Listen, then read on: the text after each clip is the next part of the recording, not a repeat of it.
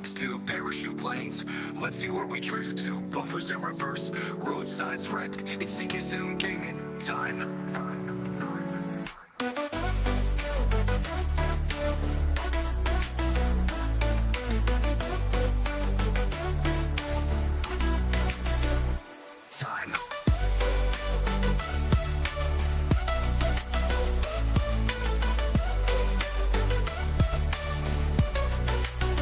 Driving trains, trucks to parachute planes. Let's see where we drift to. Buffers in reverse, road signs wrecked. It's Kyrgyzstan gaming time.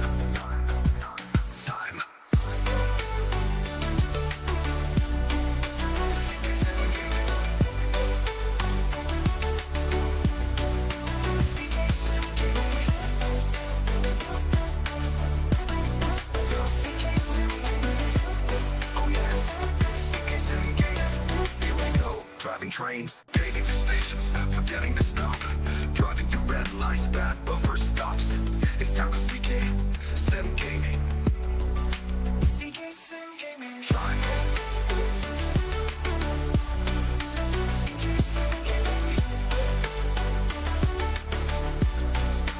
CK Sim Gaming.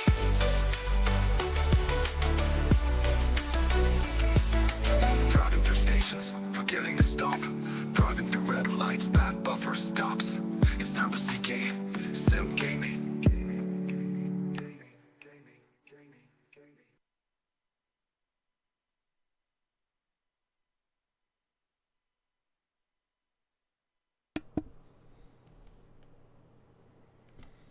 Hello and welcome to another stream. Almost the afternoon. I could say good morning now, but in 4 minutes it's kind of the afternoon, although it could already be the afternoon for you, depending on whereabouts in the world you are. Welcome to another Microsoft Flight Simulator 2024 stream. My name is CK Sim Gaming, and today we're going to be doing another drifting flight. Yeah, let's see where we end up today. So, just to go over the last flight, I'm using the trusty Volanta map, which helps log my flights over time. And we'll have a quick look at where we were in the last flight, which was just a few days ago. Flight 99 today, which means there's only one more flight now after this one, and we've reached 100. Yes, 100 flights. Will we manage? Where will we reach to? We were getting quite close to China in the last flight, so let me just get this up and running. I'm such a noob. Right, here we go. There we are. So here's the where we landed in the last flight. So I'll just zoom out a little bit here.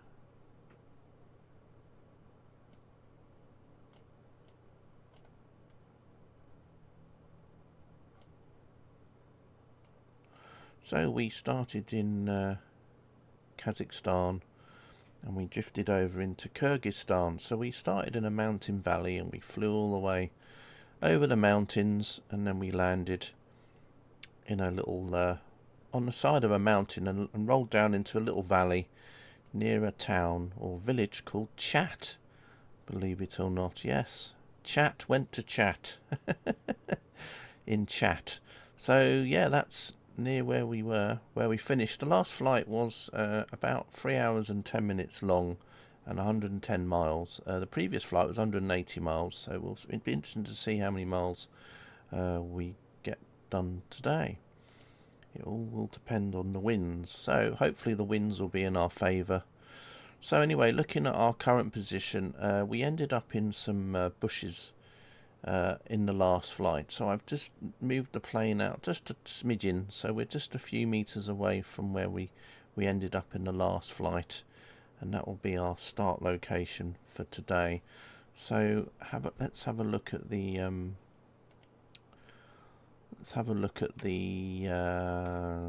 sim, of course, and you can see where we are. So I'm just going to put the sound back on. We've got the engines running again in the Sting. That's just basically just to get the batteries charged up. We'll have a quick look outside. So this is the mountains that we're in at the moment, and my plane is just down there. It was originally kind of tucked in in these trees over here. So I've just moved it out a little bit into a clearing. It's not the most ideal clearing, but it was the only place I really like I could put it really nearby. So it doesn't really matter. It's kind of just tucked in the bushes there. But yeah, so it's ready for another flight today. You can see a bit of cloud today. Now the last flight was quite clear. It wasn't a very nice day at all, so you really couldn't see a lot. But the visibility today is a lot better, so we should see a lot more of the mountains today. Although it was quite nice in the last flight with the mountains poking out through the clouds. So as always, now that I've been running the engines for a little while, I'll just turn them off now, and I'll disable the chocks. It's very bright in here. This is a 2020 plane that's been copied over to 24. There is some sort of compatibility, but I think there's still an issue with the lights and that, which hopefully will get sorted out. This is running. I am running the service up the new Sim Update 1 beta as well. So I think once the Sim Update 1 is available to everybody, this plane will probably have a few things done to it just to stop this panel looking so bright here. But anyway, enough about all that. So let's get the parachute deployed. Even though, you know, it's going to struggle a bit. There we go. That can sort itself out. I think it's having an issue here because, yeah. Might be quite gusty here actually. Might be why the winds are pushing it up a little bit. Did I turn the chocks off? I did, didn't I? Yeah. Oh, I've still got the chocks on, which might be a good thing actually. Let's just hope. Let's see what happens if I take the chocks off. Are we going to move in the wind? Hope not. Right. Anyway, I think before the plane actually does decide to move itself in the wind, I think I'm going to just going to check OBS. Make sure everyone can hear me. Right. That's all good. I want to make sure that that's fine. So anyway, let's go into slew mode, and we're going to go up to about 45,000 feet as always. I'm going to face west as well, so we're going to go up to about 45,000 feet and release the plane into the wind, see where we go today. Now, as I said, we are edging slowly towards China, so whether we make it to the Chinese border today, I'm not too sure. If it won't be today's flight, I'm sure it'll be the next one. So we're going to go up to about 44 on here, because once I've come out of slew, it actually goes up to about 45,000. It's very bright here.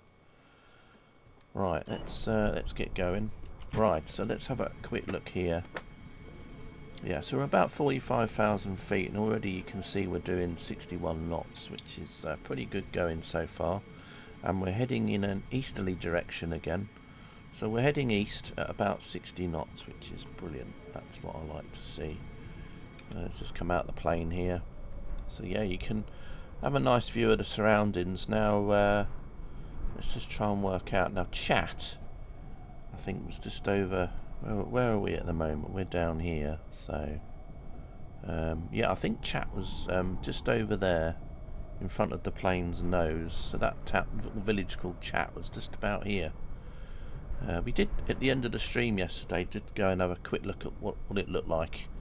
There's a little river there and some houses. There wasn't any chat anywhere. Although I suppose they chat in their houses. So yeah, anyway. Nice view from up here. I might stay up here for a little bit.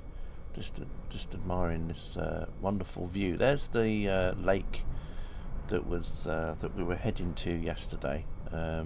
Which will be flying quite close to today. Let's just have a quick look.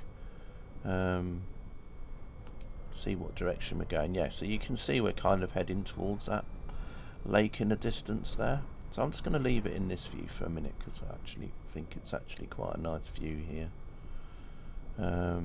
Yeah, so anyway, just drifting onwards over the mountains we go. Quite a few clouds around. Now I have set the time to the same time as the UK, so local time in where we're flying is 12:04, more or less in the afternoon, which is the same time as the UK. In Sim Update 1 they have actually done it now, so that the weather.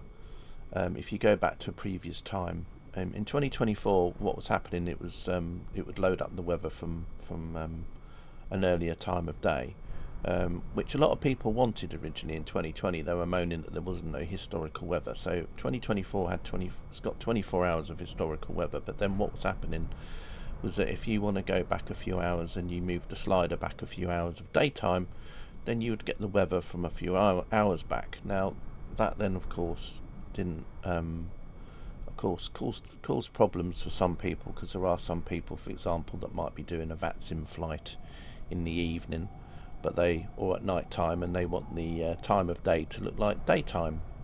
Whereas in 2020 you could do that, and it would have the same. It would keep the same weather as whatever time it was in the evening. So obviously airport metas would match. So if you're in VATSIM and in the sim, then your metas would match. So when you were landed at an airport, your metas would match VATSIM. But unfortunately, if you move back a few hours in time in 2024, what would happen is it would then load up the weather from 5 hours previously, if you went back 5 hours, for example. So then the metas that you might get for the airport wouldn't be the same as the VATSIM metas. So the barometer would be different in your plane versus the barometer on VATSIM, for example. So a lot of people asked Microsoft if they could actually have it so that you could have an option, so that if you wanted to, you could go back a few hours in the past in 2024, and just like in 2020, it would keep the current weather, but the time of day could change. And that's what they've done in Sim Update 1. So now people in Sim Update 1 can do the same as well, which is a good thing. So basically I've got the weather, which is now in Kyrgyzstan, but the time of day has changed, rather than going back to the weather as it was a few hours ago. So anyway, that'll make some people happy. There was another update to the beta yesterday, so I think that's the third update to the beta that's come out. But as I say, it looks quite nice from up here. Don't forget, I'm running on quite an old PC, a CPU from 2011, and DDR3 memory, which is quite ancient now, and the only modern thing in my PC, I suppose, well, modern as in like a few years old, is the graphics card. But yeah, so it does show you what can be possible, even with another system. Don't forget, I'm also playing this sim in 1080p. If I was playing this in 4K, which I wouldn't really want to do anyway with the graphics card that I have, the frames would probably be a lot worse than what they are at the moment. I mean, the frames are good now. It's not too bad. It's quite smooth for these sort of flights. It's quite nice. The textures far away look quite sharp though, actually. I think this is the first drifting flight I've done with the latest version of the beta, and the textures of the mountains far away do actually look pretty sharp.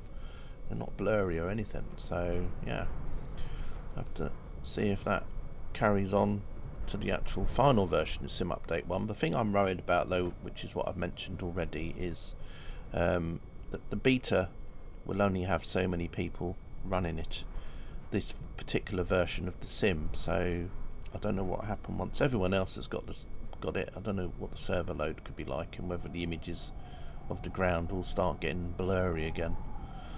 But anyway, we will see how we get on. So yeah, let's get back into the plane briefly. So yeah, we're moving at 61 knots at the moment, and we're hardly descending at the moment.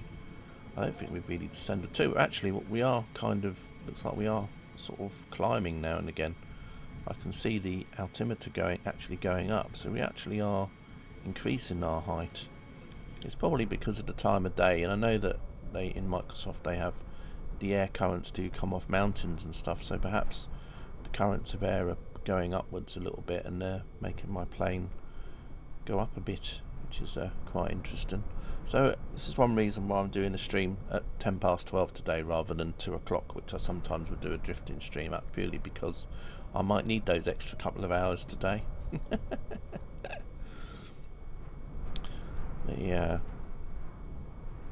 did a bit of a Train Sim World 5 stream yesterday. I was just trying out some new add-ons. Took the Pacer along a German route, which I got, which was alright. There was a few issues with the free roam, but mainly that's just because I was on a single track. So there was sometimes some instances where we were getting blocked by other trains, so I just used my magic mouse pointer and deleted them. Got rid of them. And then we had to go on the 380, driving around the Cathcart circle. Now I did get another German loco yesterday, which was a 218, which was a diesel locomotive, and I did have a drive on that last night, and it was pretty decent. It kind of reminded me of a bit with the turbos. It was kind of giving me HST Valenta vibes, but obviously not as fast.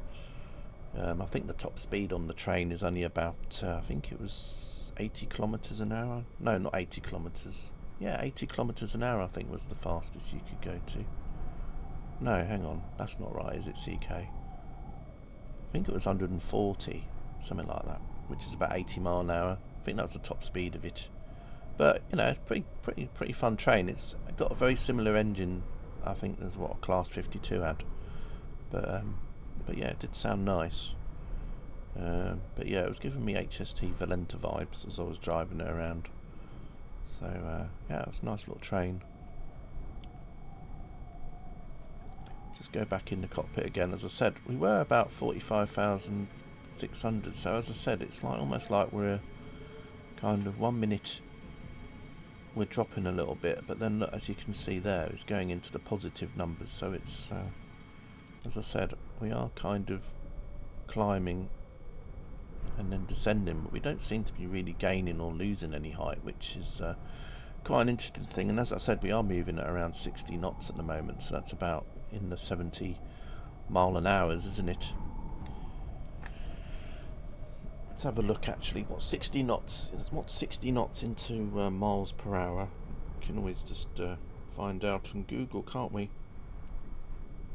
60 knots to miles per hour. So yeah, 69 miles per hour. Katie, like that. 60 knots, 69 miles per hour, and I think that's about 30 meters a second or something, isn't it? I don't know. Sounds quite quick anyway. So I don't know whether or not we'll increase the speed as we go down or not. Still can't get over how sharper these textures are today. They look a lot sharper than normal. Must be. Wonder if it's a byproduct of this latest beta. Anyway, bit of snow on some of the mountain tops down there. But as I said, the last flight, if you look back, it was quite an interesting flight, because there was a lot of low cloud everywhere, and then there was instances when the mountains tops were poking through the clouds, so it was quite cool in that respect. Today we're seeing a lot more of the mountains because the weather is so clear. Just a few bands of clouds here and there around.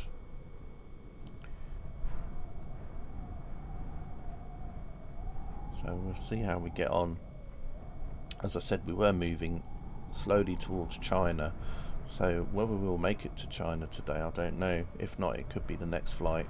In the last stream I also mentioned about quite a big river that was heading towards this lake, and we were slowly making our way there, and you can just about see the river in the distance there winding its way through along. I think it's quite a wide river, although in places it seems to get a bit smaller, but and as it gets to the lake over there.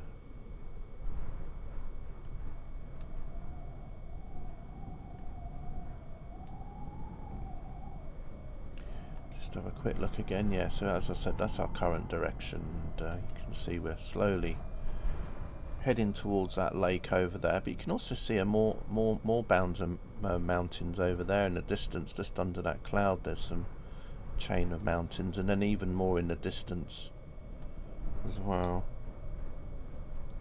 So it'll be interesting to see where we end up today. Will we end up in more mountains, or will we end up in a bit of flat land, or will we then end up in the lake? I don't know if we'll end up in this lake today. I think we're just going, our rate of descent is just so slow. I think we're going to end up probably going over this lake along the way. Right, I'm going to start moving the camera down towards the mountain tops now, just so we can have a look at the mountains as we go along. and then get a nicer view of this lake when we get to it. See how that goes. But yeah, it'd be interesting to see where we get to today, because as I said, the next flight is going to be flight number 100. So it'd be interesting to see if we make it to China today, or whether we'll get to China in flight 100, whenever that will be. The winds at the moment in this area, though, are quite nice. As in the speed at high altitude is pretty decent. I mean, okay, it's 70 knots. I know there was people doing flights over Japan yesterday in Flight Sim, and they were getting 190 knot winds. I think it was 190 knot winds, something like that, or 180 over Japan. But unfortunately, I'm not flying over Japan, so I can't enjoy these 180 mile an hour winds here. So a 70 mile an hour wind will have to do. But 70 mile an hour is still pretty decent. So even in a couple of hours, you can cover quite a distance. And it all helps towards the goal of drifting around the world. As I said, when I get to do another around the world, as in once we've reached the goal, and I'll probably start off another flight around the world, but we're going to start in another different place this time. As I said, I'm going to choose the west coast of Africa near the equator, so that'll be the start place for the next stream, for the next round the world flights. We've also got the Australian one that's still going on as well, although I haven't been back to Australia for a little while, but we were doing the west coast to the east coast of Australia, so I need to do that at some point as well.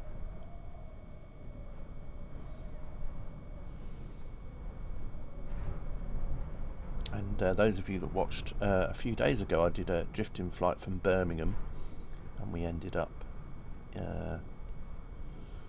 heading towards the southwest of the UK, which was a change from the usual flights where we used to drift from Birmingham. We ended up always going northeast or east or southeast, so that made a nice little change. But anyway, just drifting over these mountains here, quite picturesque.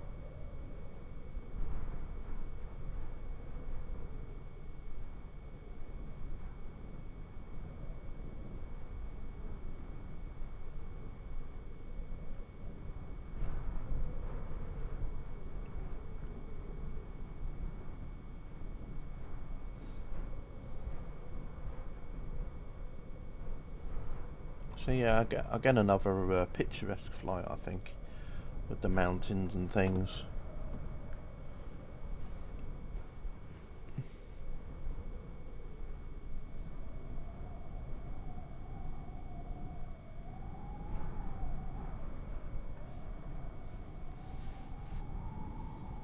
Bit rubbish, that scenery. Hello, Tepic. How are you today?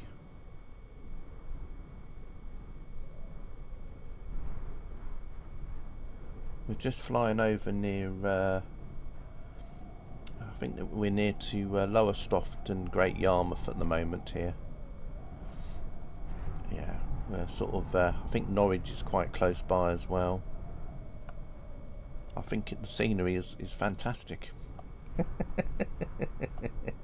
How are you, Tepic?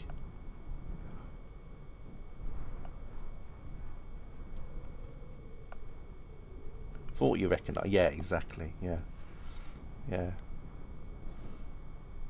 yeah. Just carrying on with me drifting.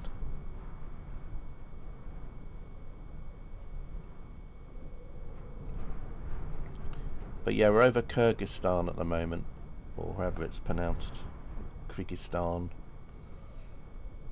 and we're slowly heading towards China.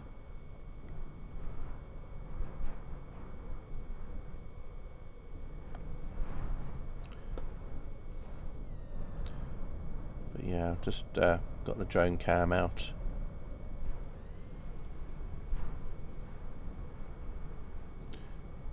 Moving at quite a nice little pace of speed.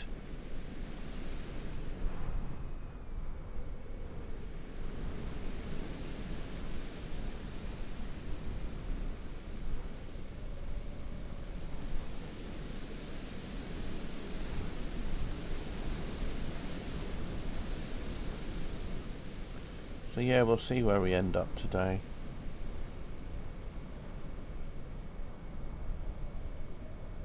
I was doing a little bit of a TSW5 stream yesterday. You would be proud of me, how I was dealing with trains that were getting in my way.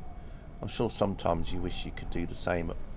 You know, that you could just hover a mouse pointer over a train that was in your way and just make it vanish. He deleted them. Yeah, well, I was going down a single line quite a few times, and then there was a couple of instances where the train coming the other way was blocking me from going another direction. So of course I had to take matters into my own hands. Hello, Katie. Afternoon to you. Hope you're well. We're just carrying on over the mountain ranges.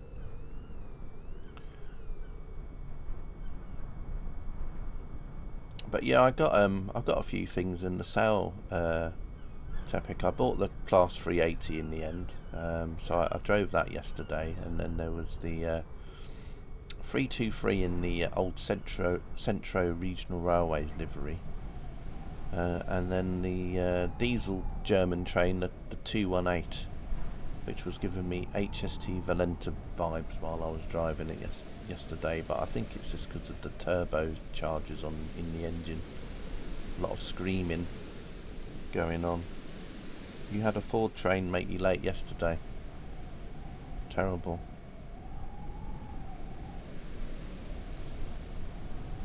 I did hear about that actually. They did say on the news that a train with quite a lot of cars on it disappeared. They wondered if it had been stolen and had been taken overseas. You know, a criminal gang of car thieves. But now I know where it went.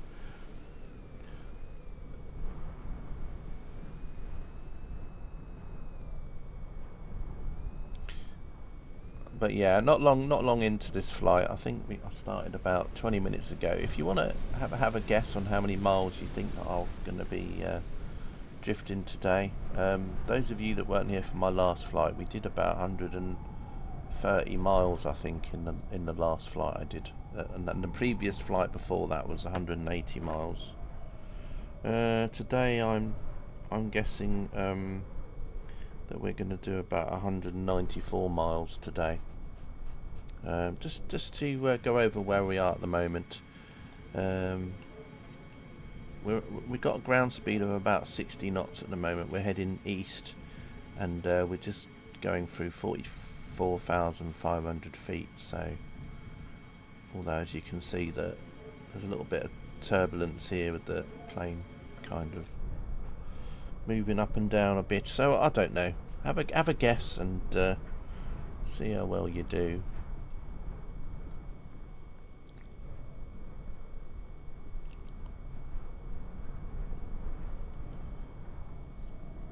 But yeah, I had a nice little drive, although as I said, it was supposed to be an hour long journey, but it took about an hour and a half in the end, 2 hours, something like that. But it was just taking time to look at the stations on the route. of course, and then there's also another new German-Austrian route out for Train Sim World at the moment that's getting quite nice reviews. As I said yesterday in the stream, I haven't really watched any streams of people playing it. I'm just going by the usual. A DLC will come out from Dovetail, and then normally if you go to Steam and read the reviews, you get an inkling straight away of whether or not people like the route or they hate it. And it seemed like the majority, or most of the people that were writing a review about the route, thought it was brilliant. So yeah, as I said yesterday, it's not a Dovetail Games developed route. I think TSG, which is a German dev, they had done the route anyway. So if you like your trains with the little crocodile style pantographs or whatever they like to call them, then I suppose it'll be your cup of tea. But for me, I'll wait until it's in a sale before I decide to get it or not. There's still another German route as well, which I probably get at some point as well, that which came out a few weeks ago. So there's literally like 2 routes more or less in the same sort of region, German-Austria region anyway. So those kind of simmers that live in that area or like routes in that area will be quite happy at the moment. Scott should be sending me the route to check out. That's promising. Yeah, I did notice he posted today on Facebook. He posted a picture of a 3D model of a train and wanted people in to comment about it. So of course all the comments, most of the comments were about people saying it just didn't look right.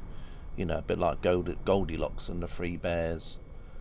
You know, it was either too round or too fat or too thin or too you know. So yeah, he probably posted it thinking there was going to get some good feedback, but as always, you just the armchair experts are out and about with their tape measures. So it'll probably make him delete the model and make him start on a new one again, or whoever it is that's doing them. So I don't know.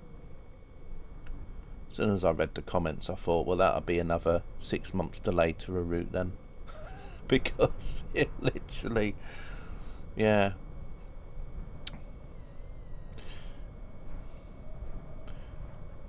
So you never know, Tepic. Scott might have changed his mind since he said he was going to send you the route. He might have think, well, I'll have to. It looked pretty good to you. Well, I thought to myself, if you see it, then obviously, you know, I mean, you drive the things every day. I mean, they looked alright to me as well. I mean, as I said, I'm not going to get a tape measure out and measure it. You know, and also, you know, the angle that the picture's taken, or I mean an angle of something, or even whatever, you know, because I'm sure in these 3D programs there's also like a camera which basically, you know, mimics a camera with a certain sort of lens. So I mean, the lens can make a big difference to how a train looks. I mean, if I had a GoPro and took a picture of the front of your train with a GoPro, people would say that it looked too weird. Well, that's because that's how it looks through the lens of the camera. So, I mean, what can you do? Too many experts. In 10 minutes, they look pretty good to me. There are too many experts about. Yeah, there definitely is. Too many experts about. But yeah, I thought it looked alright as well, you know, to be honest. But anyway, there we are. And the thing is, with the train sim community anyway, even if the model was super perfect, the sounds would have to then be super perfect with it too, because you can't have a decent model with bad sounds. So I mean, there's no way that they could win, really.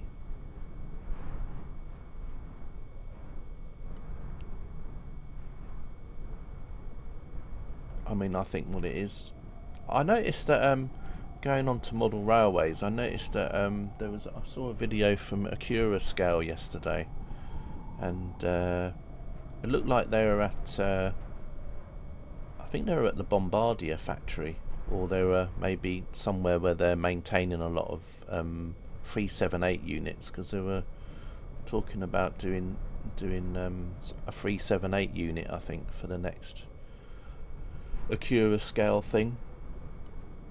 So I don't think in model railways anyone's done a class Electrostar yet, have they? So there's probably the spice of those Electrostars though. £500. Oh, the price. Yeah, I didn't see the price. I mean, I just saw a video, which I think was on a Facebook, and it was just, I could just see the guy in the background walking around with, like, you know, looking at the trains and stuff. But I didn't see the price of them.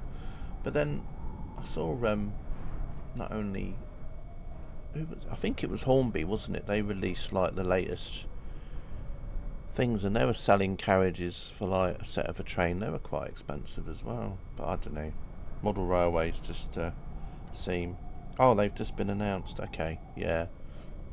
So it was probably the... So as I said, I just saw a video yesterday. Anyway, going back to Flight Sim, Builds announced that their A350 is going to be out last week of February. They don't know the exact day yet, but it'll be between, I think, the 24th and the 28th of February. It will come with a 900 and the 1000 variant, and will cost 60 UK pounds. That's the price excluding VAT, so once you add VAT on and everything else. But yeah, 2 variants for that kind of price. You know, when you got PMDG bringing out like basically one model of a plane, you know, the 777 or whatever, so it'll be a similar price to that. 2020 just stopped working on your laptop. When you say has stopped, like, do you mean like as in today, or do you mean when you last tried it? I know the other day I was having issues with 2020 getting into it because their servers were playing up. So that's why I'm asking, just in case you might have been trying on the same day as me and you couldn't get in. Don't know.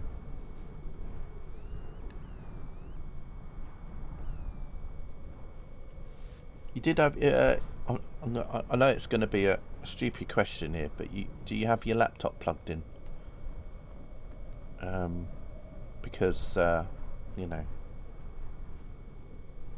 just crashes while loading over multiple days. Yeah, I know that they've been having issues with the servers, Tepic.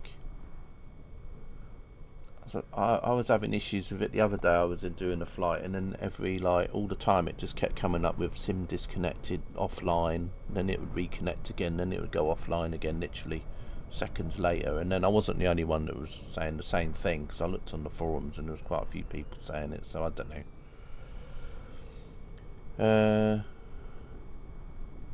It just crashes while loading. Have you installed anything there recently?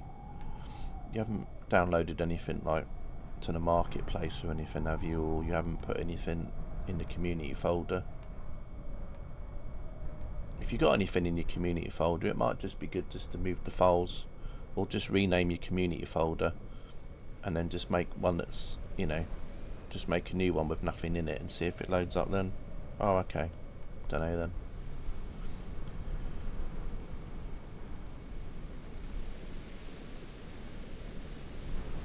This is just a crash to desktop. Oh, interesting. You haven't updated anything like drivers, have you? I know some people were moaning about the last NVIDIA drivers that came out causing issues for some people. Apparently some people got the 5080s and 5090s installed the latest NVIDIA driver, and it was basically breaking their cards. It was basically stopping their cards from working, so there you go. Yeah, if it's a driver thing, it might just be where you got to... Yeah, I don't know, you know what drivers are like. Well, it might have been something else on your laptop that it's not liking. The only other option you could do, I suppose, is that you could just run the old verification file thing in for the sim, you know, where it checks all the files and makes sure they're all tickety-boo. But, you know, 2020 is quite a big install when you've got everything in it. That's the only problem, isn't it, really? hundreds of gigabytes. I mean, even my Train Sim World 5 folder is massive now. I think it's about between 200 and 300 gigabytes in size now. And I even got and that's without some of the routes, like some of the routes installed, because I've got quite a few American ones, but I don't think I've hardly got any of those installed at the moment. So I think it's about over 200 gigabytes just with the German and English stuff on it now. It's crazy. I can see why people on consoles are having issues, because I mean, you know, if you get a console, you only have like what 500 gigabyte drive on some of them. I mean, I know nowadays they're coming with like a terabyte drive, but even if you've got Train Sim World installed on your drive and then you've got other games, your space just goes so quick. Just going over some pylons here. I wonder if that's actually, well, I don't know, probably is pylons. I was just wondering if it was like a cable car thing supposed to be, but anyway, there's the lake in the distance that we were heading towards at the beginning of the stream, so we're just going to go past it. Sounds a bit like me, doesn't it? Past it. TSW and FS max out your console drive, yeah, I bet. Because I mean, if you got TS Flight Sim on your console, that's what, 150 gigabytes, isn't it? 200 gigabyte install if you got things installed. That's quite a big install right there. But yeah, some of the TSW routes are getting quite big now. I mean, Shap was, I think, the biggest one so far. I think Shap for me on Steam takes up 17 gigs of disk space. Although, to be honest, there's some payware airports on Microsoft Flight Simulator that take up about 10 gigabytes of disk space just for an airport. They look great though. Yeah.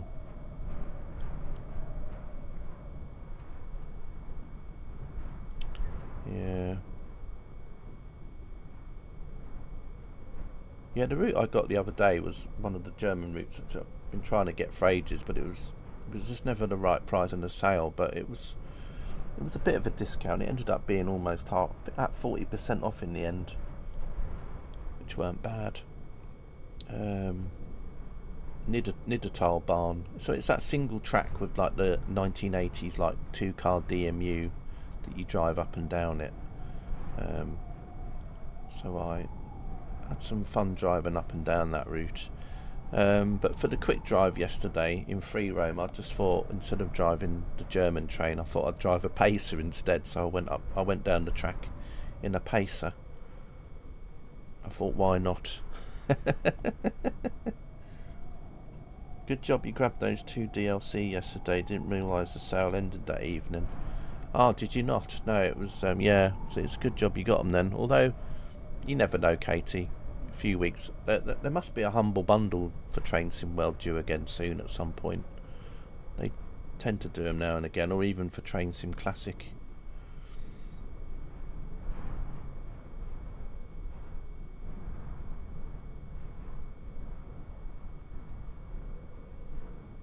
Let's have a look at the plane. What height are we doing? So yeah, we're at 41,300 feet, 62 knots. So yeah, just moving around. Yeah, I ended up having the those hoppers. I remember that there was like a pack that came out about December. I think it was about the 10th, 11th of December, somewhere around then. First couple of weeks of December, and it was like a pack, and you could get the wagons, and then there was a German DLC and then an American DLC, and you could buy them all 3 of them together for a certain price. But the American DLC I didn't want, so I just got the German and the wagons, because it was cheaper for me to buy them on their own than it was to get the bundle. You thought Katie had abandoned us? Yeah, I think what it is sometimes though is that I'll stream something and then Katie will see it and go, ooh, and she'll get the bug again. It's a bit like that with truck sim, you know, Euro Truck sometimes. You know, I'm an influencer, aren't I, really? You know, I'm an influencer on your wallet, Tepic. Well, I've been in the past. You know, I'll stream something and then you'll go off and spend some cash.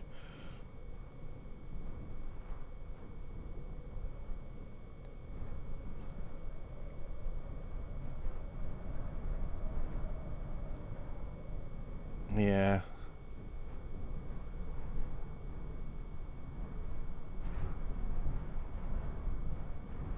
I'll probably see you next week, and you'll tell me that because of my stream today, you saw a lovely plot of land in Kyrgyzstan that you fancied buying, and yeah, you paid £20, and you've got a plot of land. You think you have everything? Yeah, I'm the same. I haven't got Isle of Wight at all. I haven't got Isle of Wight either, like the version with the old stock and the version with the new stock. Even though it was on sale still, but I don't know. I know you like it, Tepic. I think it's just because I've got the one in TS Classic, and I just think, well, that'll do me.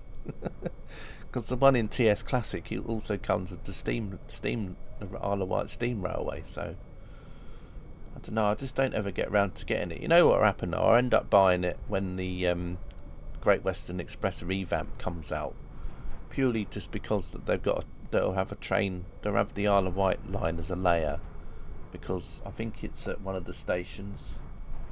I think it's which station is it? Acton Town, I think it is, isn't it? That has the is it the Circle or the District Line trains? And because they're like ex-District Line stock, I think they'll have one in London Underground livery, and then it'll be in Great Western Express, and they'll be like, wow, I can't have an empty Acton Town station, so I have to get a train. Ealing Broadway, that's it. Sorry, not Acton Town. Ealing Broadway, yes. Acton Town, I'm thinking of somewhere else, aren't I? But yeah, Ealing Broadway, that was it. They are lovely routes. Yeah, I know you like them. I'm trying to think how much off they were in the sale.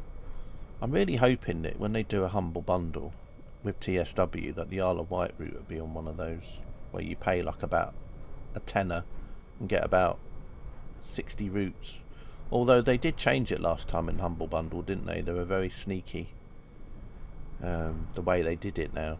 So I don't know if I will get it or not now, actually,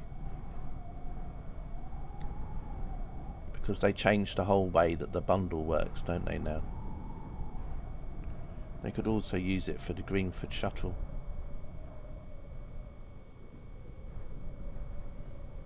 That'll be the 166, won't it? They'd use, or I don't know. No idea. Actually, I think I've been to Greenford. I've done the Greenford shuttle on the tube stock. I know there was also, what was it, a ghost train, wasn't it, or something, whatever they call them. I don't know if it still exists, but there was like once a day you could go from Paddington to somewhere on it. A parliamentary train or whatever they call them, but I don't know if it still runs.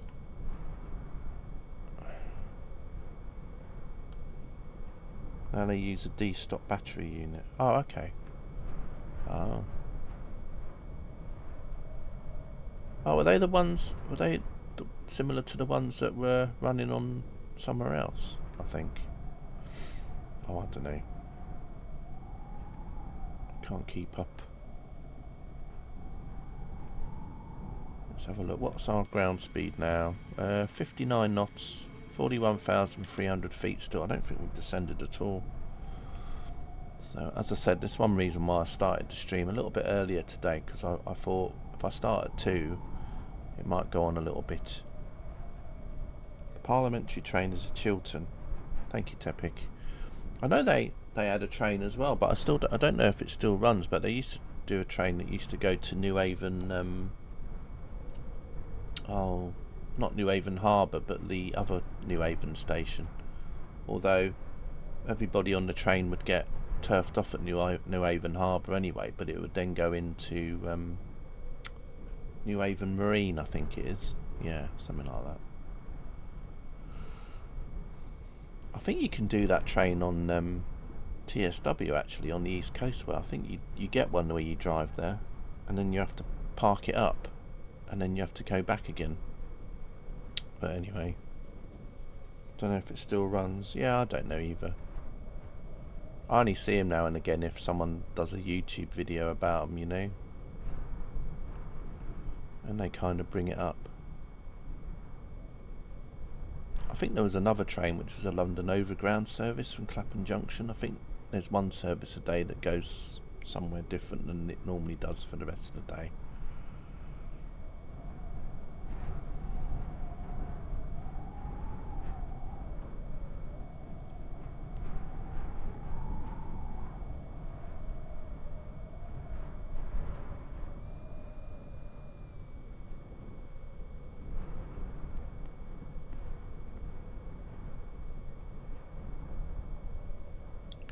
But yeah, it's good that Scott's going to give you a copy of that route anyway.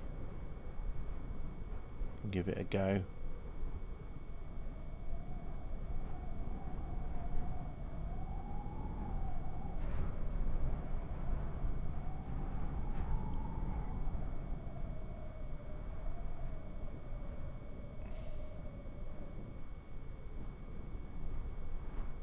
I suppose you'll be installing it and then you'll have like about 70 gigabytes left on your drive, and then as you're copying it over it'll say run out of space, and you'll be like, oh my gosh.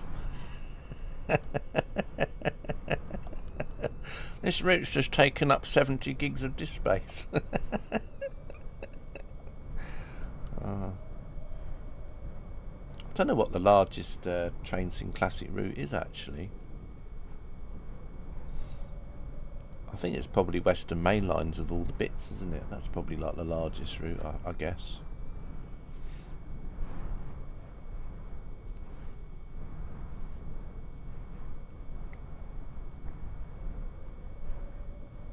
Scott's is over 30, is it?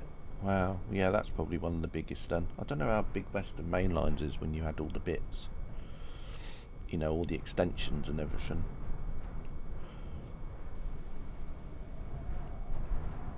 Nice bit of flat area coming up now.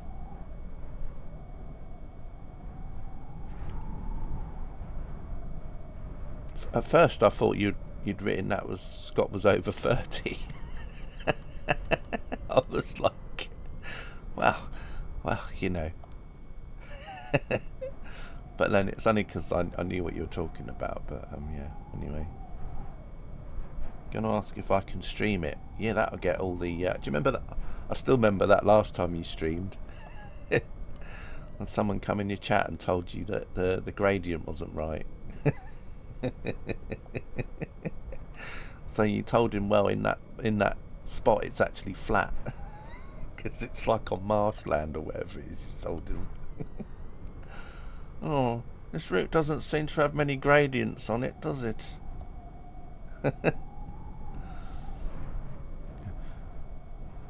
I thought, well,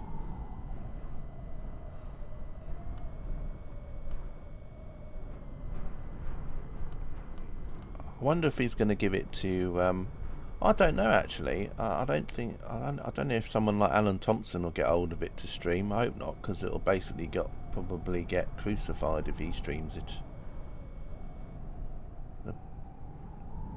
Everyone will be moaning about it so much.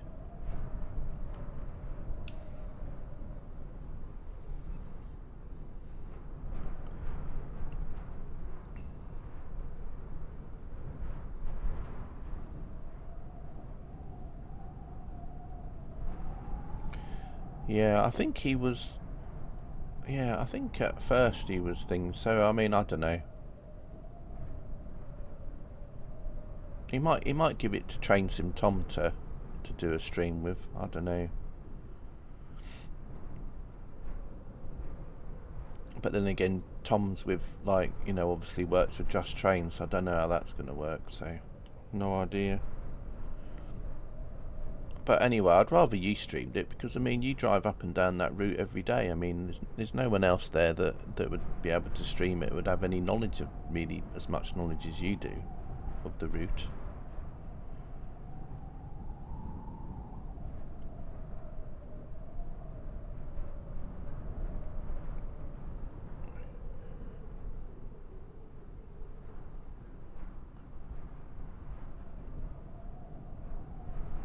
But it's true though, isn't it?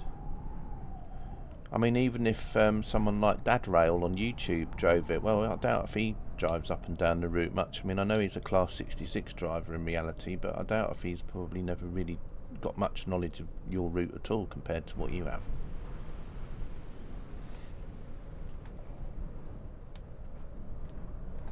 I keep telling DTG that to get a side job. Well, you could already have a side job with them, but we would never know, would we?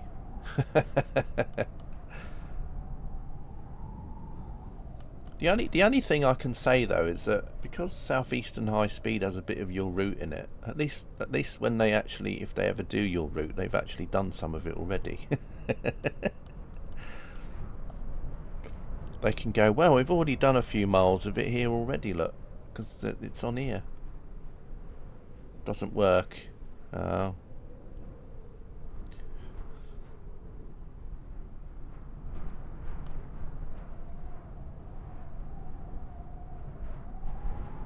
You could actually do that though to troll people, couldn't you? Because what you could, I suppose, you could do is go into free roam, get that C2C 387 reskin that you can get on Creators Club, and then you could actually go into free roam, plonk the 387 onto the track near to, you know, along that line somewhere, and take a couple of screenshots and just say testing a secret DTG route, and then you'd all get them all going, oh, I recognise that.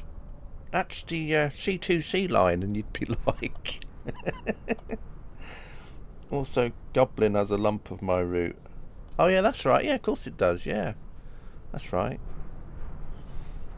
Yeah, that's what I mean. See, there's this.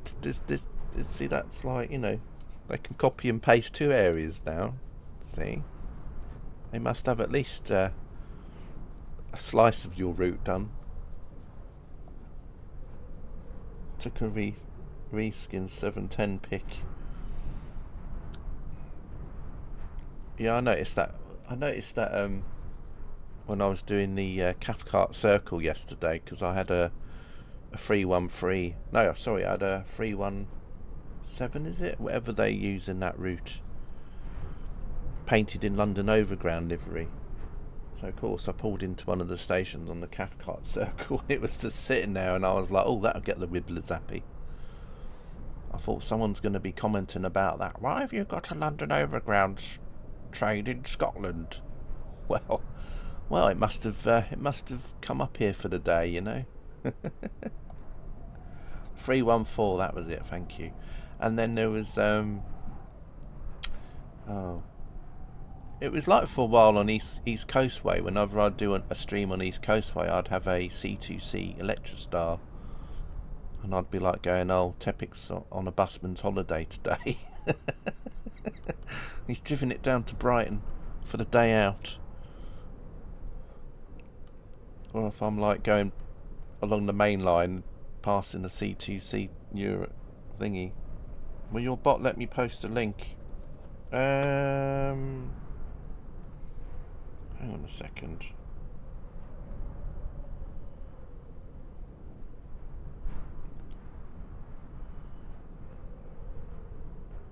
Oh, let me deal with that in a minute, Tepic. I think if you get VIP status, then you can. I think if you're not got a VIP diamond next to your name, then you can't. But I think you should have a VIP diamond next to your name anyway, really, shouldn't you? So you can either Discord me the link and I'll post it in chat, and then next time I stream, I'll make sure you've got a little diamond next to your name, and then you can post links. So if you want to do that, I'll do that for now. Because the only trouble is, if I open up the Twitch window in the background, it'll probably make my sim stutter a bit because it's doing something else.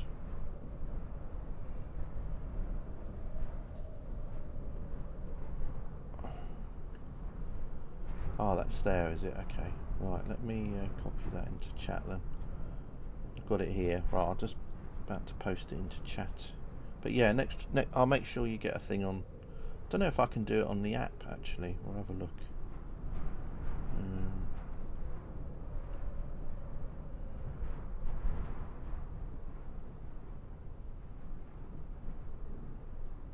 Oh, is this a new link or is it the same one? Hang on a sec.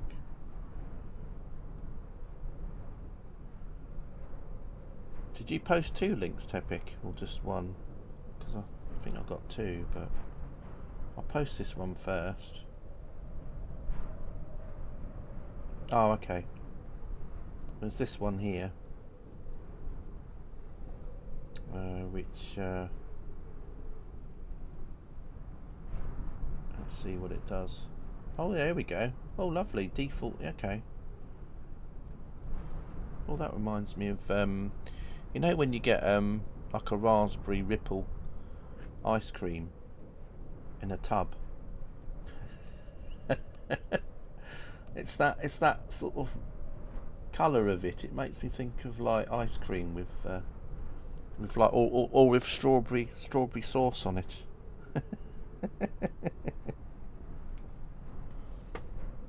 Says photo not found to me, but shows me other. That's interesting because it come up for me, Katie. That's weird. I got a picture of a train that come up.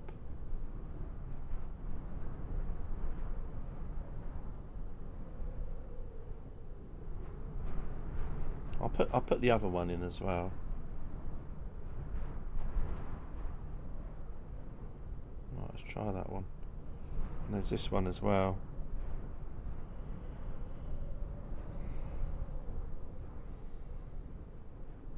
Oh, photo not found. Okay, I'll get what you mean.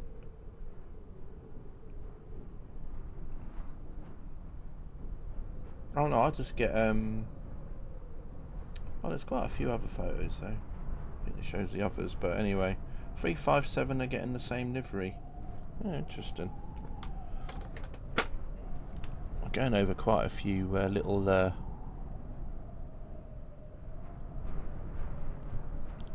mean, when you get quite close, they're quite big actually, aren't they? They look like giant dunes in a way.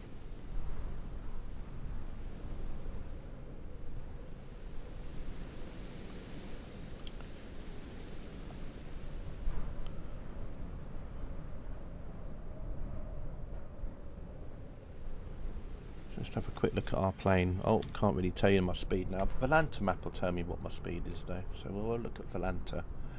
That'll give me all the infos. We're currently at 40,340 feet. So yeah, we're descending a little bit quicker now, but still getting quite a nice speed up.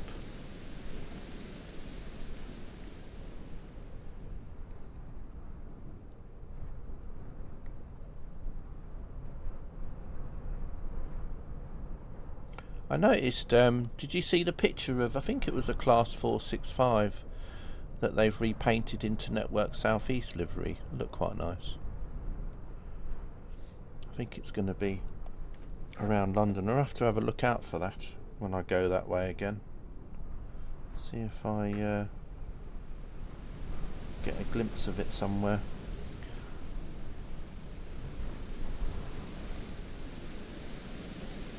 I'll have to have a look on Creators Club. Someone's probably not one up on Creators Club already, haven't they? Well, I mean, you could already probably get Network Southeast renditions of 465 anyway, so I might stick it in, see if it shows up in game when I'm driving around the southeast to high speed or London commuter or whatever.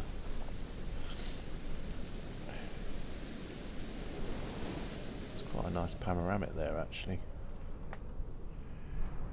I have been taking more photos now of my flight because Egbert kind of made me think about it a few streams back, because he said, oh, did I take many screenshots of my flights? And I thought about it and I thought, well actually no, I haven't been, have I? Like, we've been flying over certain areas with certain landmarks visible and I've just not bothered. So last few flights now I've been taking more screenshots.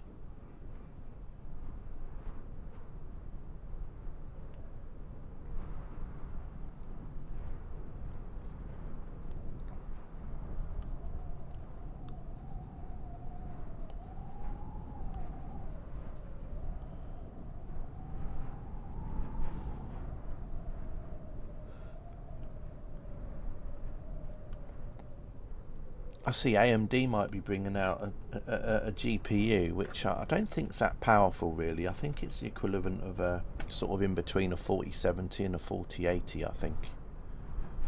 But I think it's going to be about 700 quid. I think it's going to cost, and they're going to put 32 gigabytes of VRAM on it.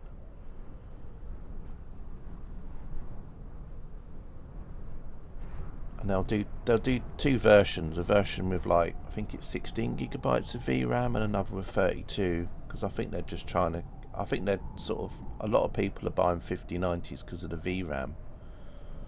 So they're thinking if they can sell a GPU for about 700, 800 quid, which has got 32 gigs of VRAM on it, it might people change their minds about spending out the cash. I don't know. Someone will make a reskin that makes it run out. Yeah. Well, it was already like that though, Tepic. I mean, I was watching someone stream in 2024 yesterday, and they had the A380 with the 4K texture version, and they were at a Payware airport somewhere. I think it was, I can't remember where it was. I think it was.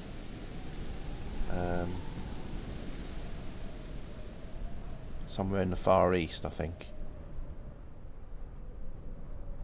And they flew to Bangkok, and during the whole flight, yeah, that's right, they went from Hong Kong to Bangkok, and during the whole flight, their VRAM usage was basically about 23 gigabytes of VRAM it was using the whole time.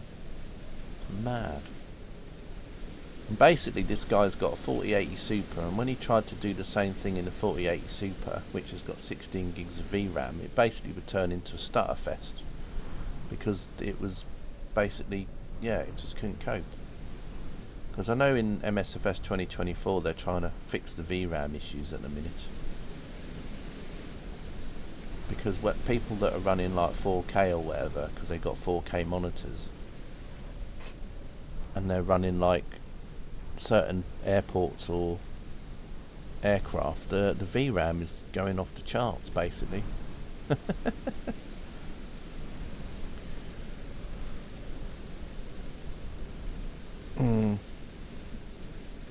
I mean, the A380 you can also get with 8K textures, which is just mad. But I think that's one reason why in Train Sim Classic a lot more scenarios and that the frames go down a lot, because once 64-bit come out, people had the free reign to basically like put really high resolution textures on trains and stuff that they release. So you get scenarios and things now where they've got like 20 trains running in a scenario, and all of those trains have literally got sort of like 4K textures, and then people wonder why the frame rates on Train Sim, are so bad.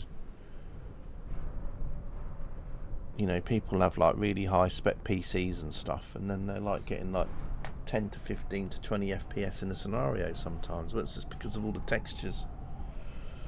And I said this, like, as soon as 64-bit Train Sim come out, I said this, because the same thing happened with Flight Sim, with FSX, because FSX had a limit, and then when P3D went 64-bit, I said, oh, people are going to be moaning about the sim crashing more often, or there's going to be like 4K textures on planes and all sorts of things, and then people will be moaning about the frame rates going downhill.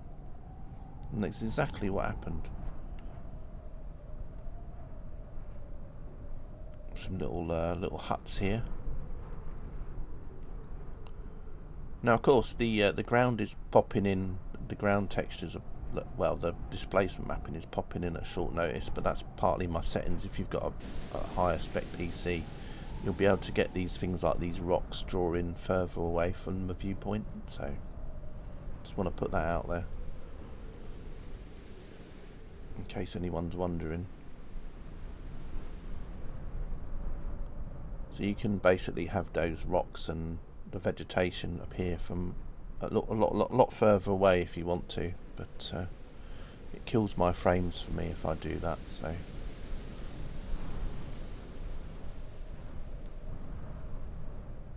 Some interesting buildings around it though. It looks a bit like it's almost like that's supposed to be like an old castle or something. It looks a bit like a like a budget hotel chain in the middle of nowhere.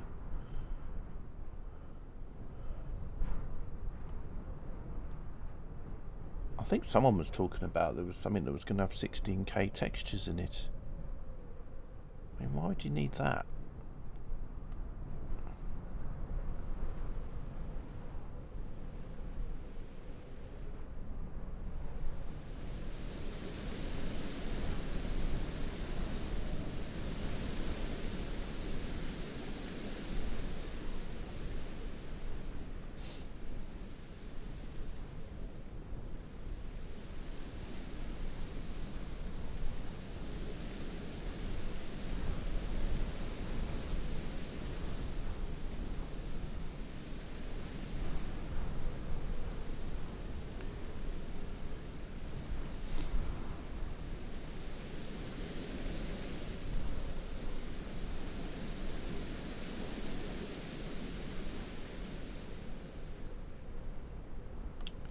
But yeah, I really should have made you a VIP earlier, to be honest, Tepic.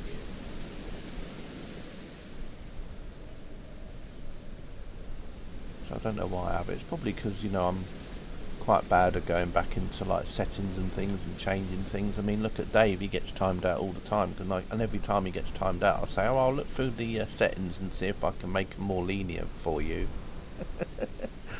But then I forget, and then the next thing is, he gets timed out again.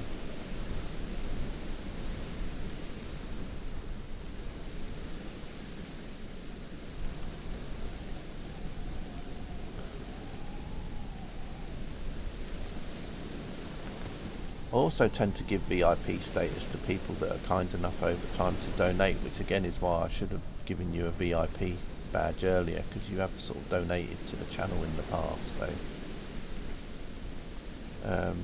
yeah.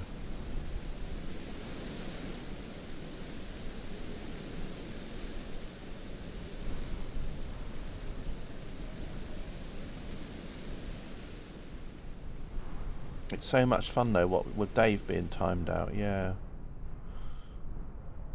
I suppose. He kind of walks into it, doesn't he?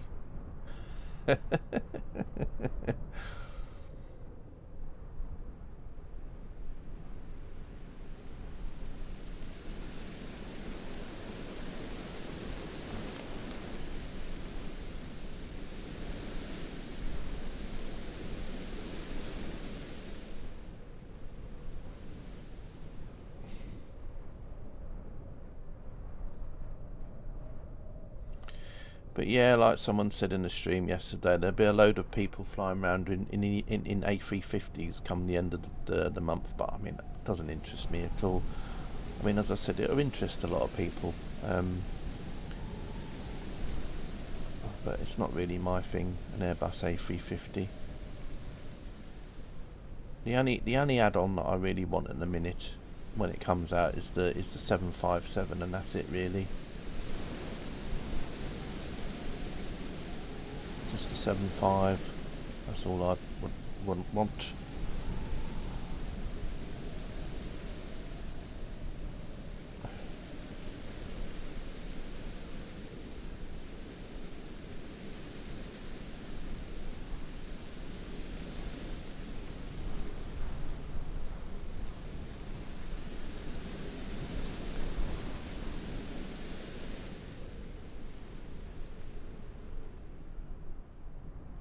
I think my rate of descent is increased now because I'm having to keep adjusting the drone cam a lot more. I know I'm going over mountains, but even still, I sort of feel like it's descending. So I don't know what my descent rate now is. 100 feet per minute, okay. Yeah, so it's, I mean, it's only 100 feet a minute, but compared to what it was at the start, where we literally weren't descending at all, I can notice a difference now.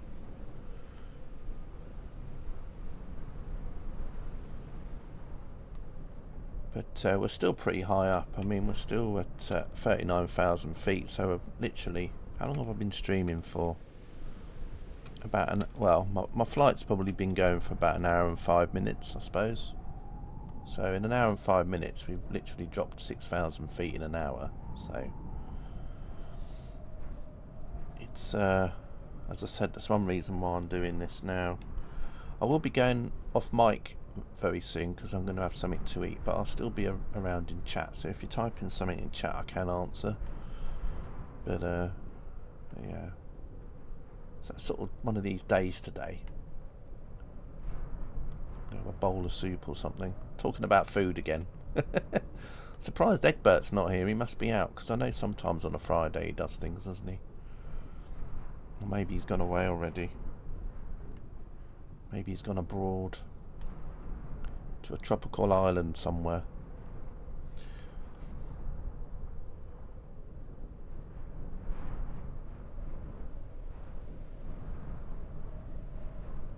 I can't remember, Katie. I just thought about it. I know he wrote somewhere, didn't he, when he was going away, so I don't know.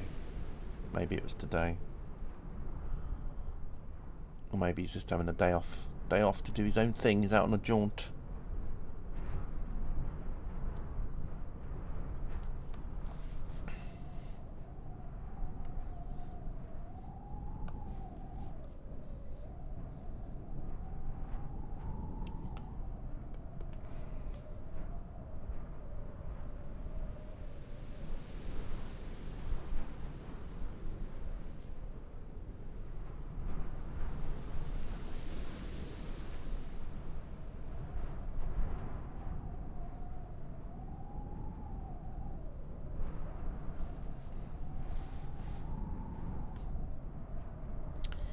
Bum, bum, bum, bum.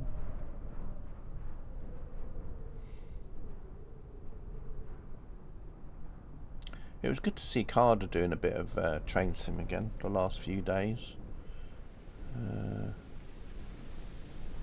He bought a couple of add-ons that he was trying out.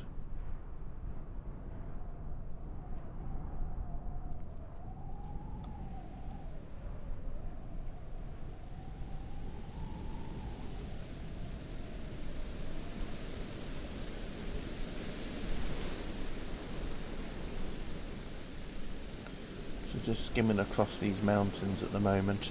Actually, what I'll probably do is I'm just going to go up a little bit, like so. There we go, just so we can see a little bit more of the mountain range. But I'm just going to have a look at Volantamap, because I don't think I've put Volantamap up since I've started the stream, so we can have a look to see whereabouts we're heading. And yeah, alright, so as I said, we started here in a little clearing in the mountainside. The village of Chat was literally just over here. So as I said, there was Chat over here, a place called Chat, which is where we landed. Now I don't think you watched the last flight, did you, Katie? So you missed all this, where we landed in the side of a mountain here and rolled down a little bit, and then we were near a place called Chat. So anyway, we're carrying on today and we're heading east again, and so in Kyrgyzstan. No rise, Katie. And then there's the lake that we flew over about, I don't know, 20 minutes, half an hour ago, whenever it was. And we're slowly moving eastwards over Kyrgyzstan, and then the over here is the China border. So the border with China. So as I said, I don't know if we'll make it all the way to China today, probably not, but you can see already in an hour or so we've done this much distance, so I've got a feeling either this flight or the next flight, maybe we could get quite close to China. But that's the direction we're going at the minute, and so we'll have to see what happens. You can see on the left though our altitude, so we're dropping about 90 feet per minute now. So we'll just see how it goes. Yeah, anyway, just carrying on. Time to get on with more sorting and getting your flight sim peripherals set up again. We'll have you on there, no worries. And don't forget also, I've got tour guide Sarah in the background though, so if you want to say hi to her at any time, just type in chat and I'll pass on the message.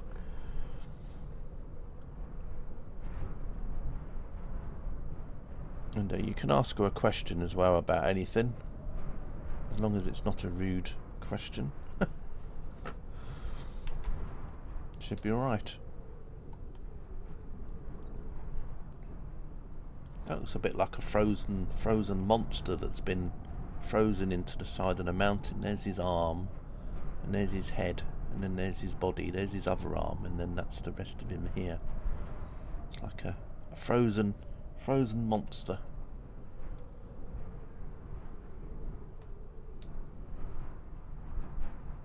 That looks a bit like a bird there. Oh, talking about birds, did anyone see the picture of the TUI flight the other day? There was, I think it was either a 737-800 or a Max took off from Gatwick, and it was going to where was it going to? There's some islands off Africa, and I don't mean the Canaries. It's a bit further down. But anyway, it was flying there, and it literally got to 1,000 feet, and it hit a swan. At I think it was doing about 280 mile an hour. No, actually, it must have been doing less than that. But it hit the swan anyway, and basically caused a lot of damage. And the windscreen got a crack. The radome nose got completely busted up, and it had to go back to Gatwick again. And I only knew it was a swan because there was some of the feathers of it still embedded in the nose area of the plane when it was inspected on the ground. So that's the only reason I knew it was a swan. It's a poor little swan. But yeah, just tells you how much damage even what a swan can do. You know, when you're literally not long taken off. It's a good job it didn't go in the engine. But yeah. Anyway. There were some pictures posted of the plane on social media when it went back to the gate, when it came back. But it had to circle for a while because where it was going is almost like right on the end of a range of a 737. So it was really fueled up. So it had to circle in a hold for a while just to burn off enough fuel so it could have its maximum landing weight. Because, yeah, it wouldn't have been able to come back straight away. But yeah, it was pretty bad. Yeah, it took off from Gatwick, got to about 1,000 feet, and then hit a swan. I think they said it was probably going about 230, 240 miles an hour, I think, when it hit the swan. Something like that. Don't know. Although I think at 1,000 feet it wouldn't be going as fast as that, but it'd still be doing probably a good 200 mile an hour, easy. Although it might have been more than 1,000 feet though, but I mean, you know. And I don't know if it was a group of swans, but someone said it. All they know it was a swan was because of what was in the what feathers were around. So it could have been, because normally swans don't often fly on their own, do they? They fly in a group. Like geese do. But anyway, there's a swan out there without a partner. Terrible. Who knows? Right, anyway, there's a big mountain coming up before us. Try and change on to more happier things to talk about. Yeah, some more mountains over here. So even though we're at 39,000 feet, the fact that some of these mountains go up quite high means that obviously, you know, swans are just evil bullies. Yeah, I still remember going over near Ford, the River Arun near Ford, and I was in a 158 going to work in the morning, because there was always a 158 service from Westbury that was going to Brighton, and then it goes back to Brighton to Cardiff.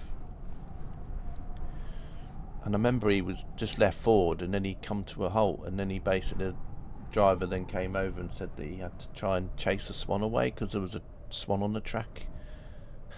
So he was trying to get rid of a swan that was on a bridge that was going over the River Arun. So I remember all that, and I remember seeing him climb down with all his stuff on. And after about 10 minutes, we could carry on again. But I was worrying about the poor swan on the third rail. I was like, oh no, I hope the swan doesn't go on the third rail.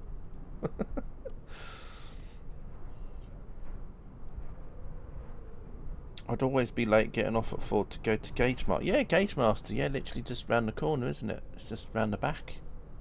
Yeah. Yeah, I used to go to that shop quite a lot when I was a kid with my dad, because Gauge Master used to be in a different place, and obviously over time they moved to that new location. But yeah, Gauge Master. Yeah, it's not too far away from me, really. Sorry to bring up Ford again. Obviously, after you saying that you were getting held up by a Ford yesterday. But yeah, the bridge where you just before you go into Ford that goes over the river, yeah, there was a swan there on the track. He was trying to shoo it off so it would, like, you know. What else have I had on the Arun Valley? I've had cows and sheep on the line. I remember getting someone threw a bike on the track between Horsham and Crawley, and then that went under the train I was on and messed up all the stuff underneath the train. And then we were stuck in a field between Horsham and Crawley for ages, and then I thought I was going to miss my flight, because time we got to Gatwick, it was the same time my flight was supposed to be leaving. So I thought I'd missed my flight, and then found out my flight was running late itself, and so I managed to still get it, which was such a good thing. It was only because it got held up coming over from Sweden because there was a lot of snow, and all the planes were queuing up to be de-iced, and so it had to wait a while to be de-iced itself. So by the time it got to Gatwick, it was already running about 2 hours late, or an hour and a half late, or whatever it was. So yeah, I was like thinking, oh, I've missed my flight. And literally as I got to the gate, people were boarding after running through security and going through security, and then running to the gate, which just happened to be like the furthest away gate you could have at Gatwick. And then they were like just getting on the plane. I was like so happy, because I thought, oh, how's this going to work?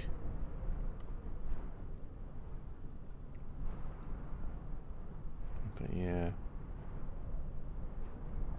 I actually love it when trains are running late though, Tepic. Amount of times I've got to Gatwick and I look at my watch and my phone or whatever. I don't really wear a watch much these days, but I look at my phone and I look at the timetable for you know, Network Rail app or whatever, and it's going, oh, the train to so and so is supposed to be leaving at, say, I'll just give an imaginary figure because I can't remember off the top of my head, but it's to say the train's leaving at 10 to the hour. And so I'd get to the railway concourse at Gatwick at about 5 to the hour and go, oh, I've just missed my train, I've got to wait another half an hour for the next one, and then find out it's running 10 minutes late, so I don't miss it at all. So it's literally like, get to the station and it's literally, because it's running late, oh, I haven't missed it. I love that when it happens. See, running late isn't a bad thing. But anyway.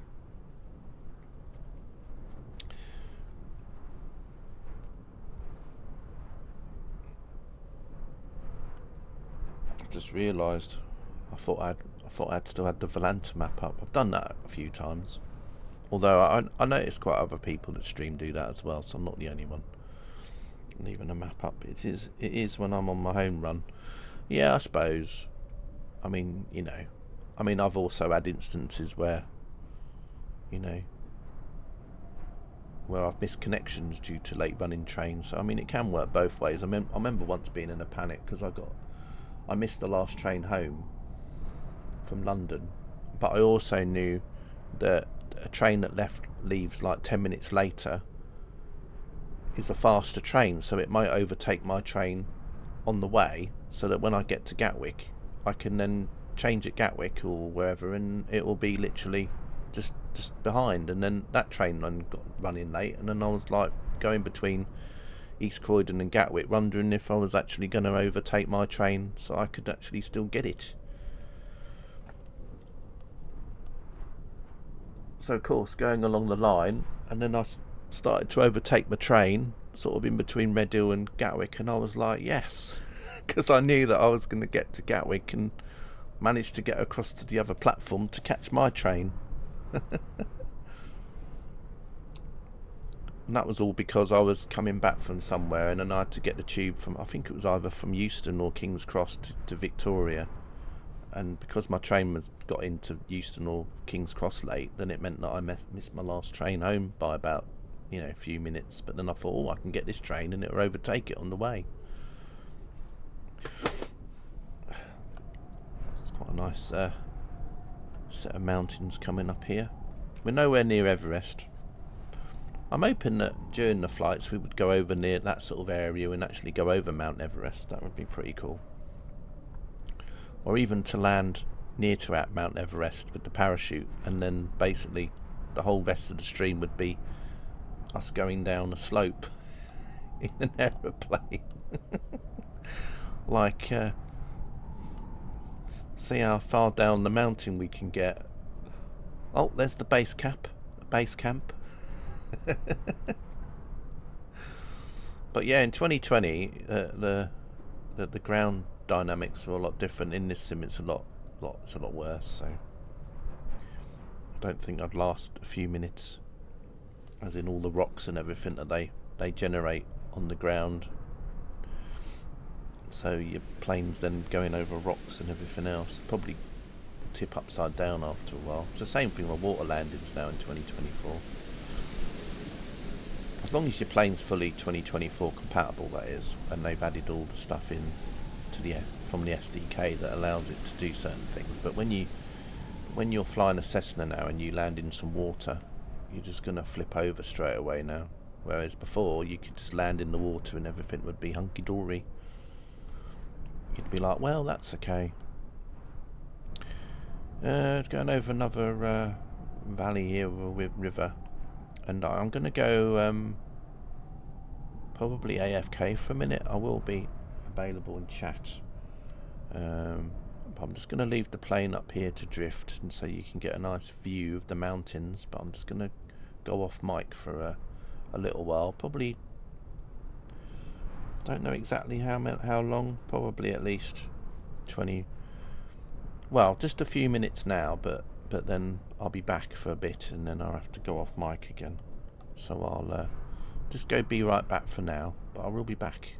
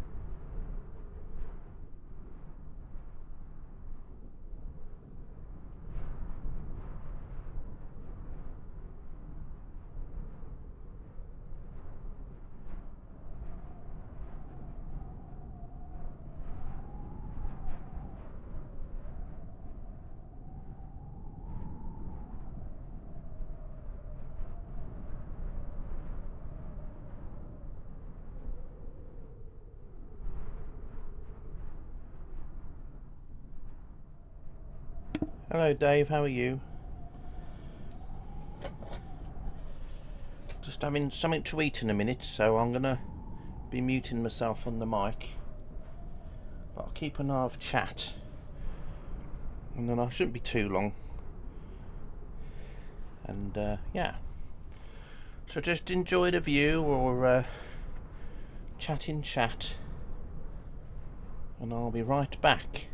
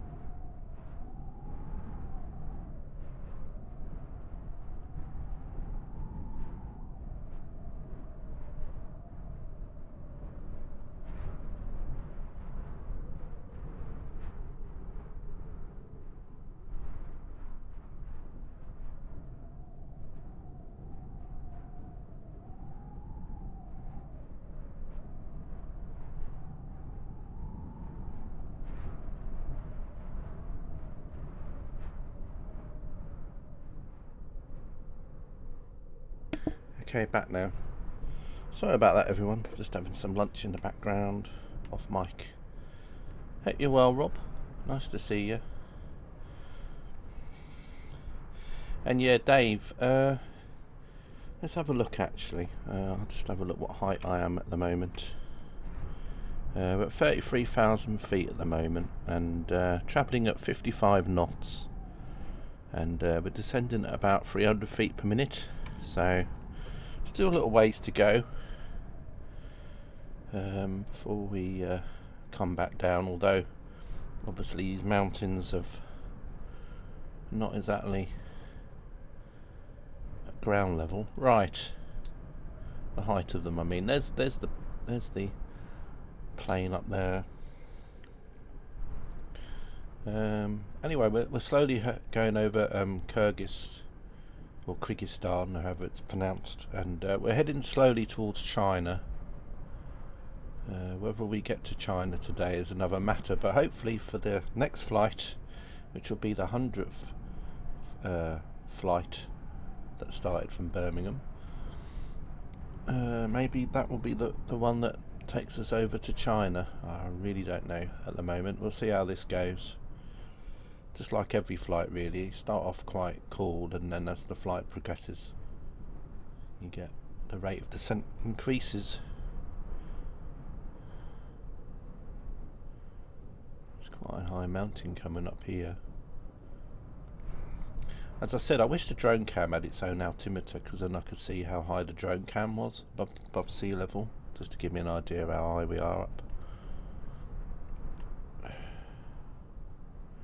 I mean, these mountains here aren't like, for example, like the ones like the Himalayas or anything. I think the highest mountain, I think these are more like sort of similar to the Alps, in like the highest mountains, or the Pyrenees. I think they vary from like 7,000 feet up to about 11 or 12, something like that. So it's hard to tell how many thousand feet we're up at the moment with these mountains here, but yeah.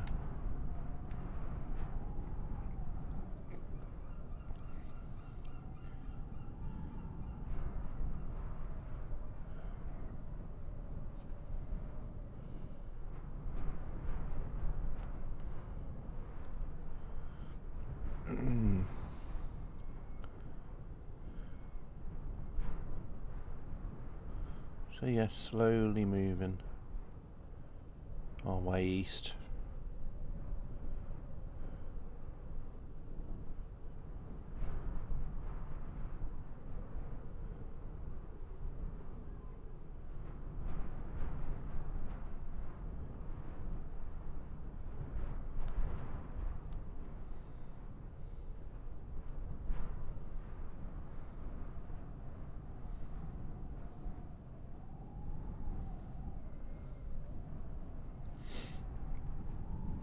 Thank crunchy it's Friday.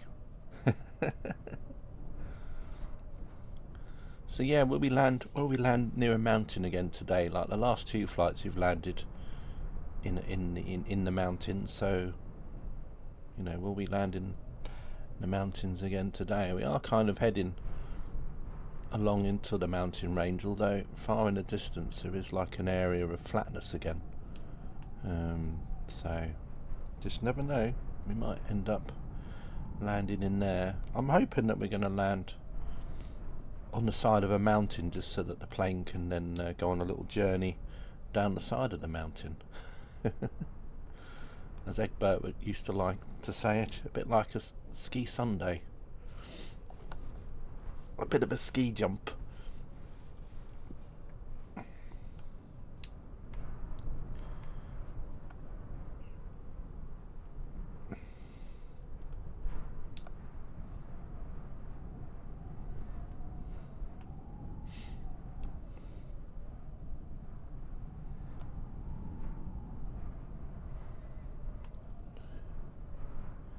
Yeah, lots of nice cloud over there.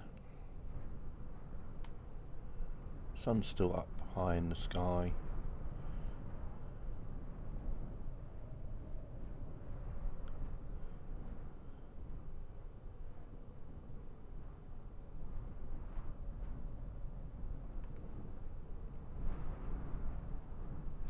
But yeah, I just had some soup for lunch. It's like one of those days today, isn't it? It's sort of like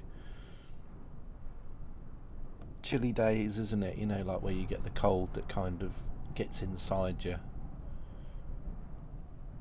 I don't know if it's just because I live by the coast, so you get a lot of like sea air in the cold and everything. It's like a damp cold. I mean, when I lived in Sweden, it was quite a dry cold. So if it was like minus 15 or 20, it didn't feel as cold as it did sometimes back here when it was like just above freezing or freezing, and it was a horrible damp cold that used to get in your bones almost.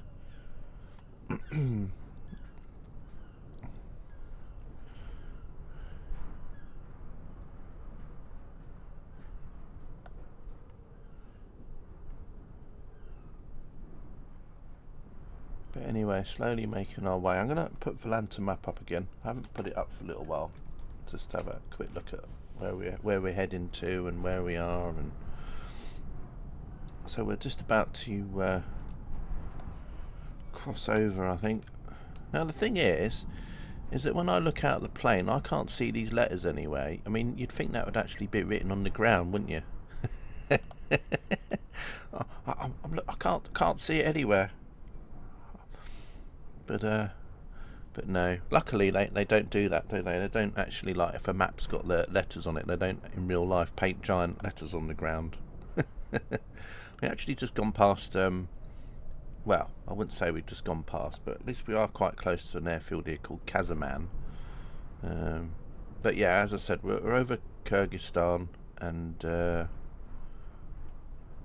yeah, I mean the Chinese border is kind of along here, so if we carried on going in this direction, then it'd be a little while before we get to the Chinese border, whereas if we turned southeast all of a sudden and went this way, it would be a lot closer. Or even if we went south, it would be a lot closer. But anyway, that's where we are at the minute. And that's our route today so far. So we've covered a little bit of a distance, and we're at 31,000 feet now. Well, we're descending at, well, it's just changing. I think it's just where it's meeting like turbulence or something. Hence why the 1 minute the descent rate is 500 feet, the next minute 300.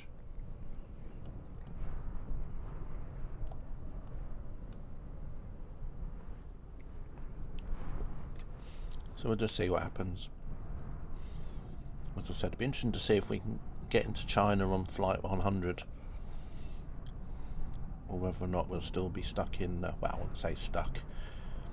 Yeah, we've only been in this country, I think this is the second flight in this country now. Some countries have been stuck in for ages.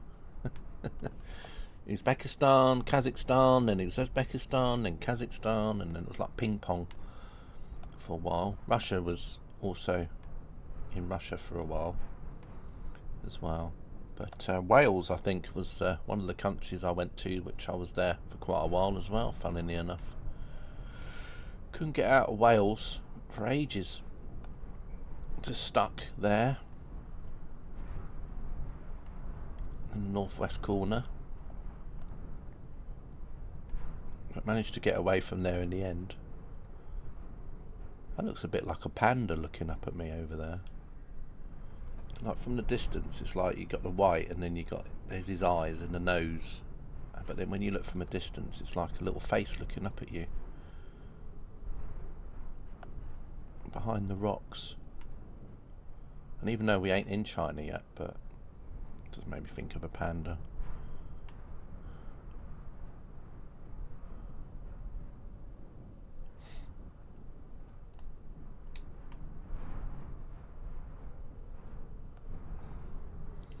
But yeah, not too bad. Now, in reality, this place would be pitch black now because the sun would already have set, but I've got the local time set to the same time as it is in the UK, so it's nearly 2 o'clock in the UK in the afternoon now. So the local time here in the sim is also about 2 o'clock.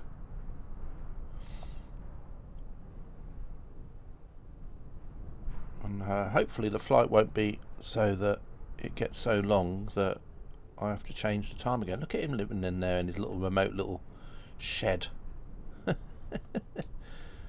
Imagine having to get the old home shopping delivered.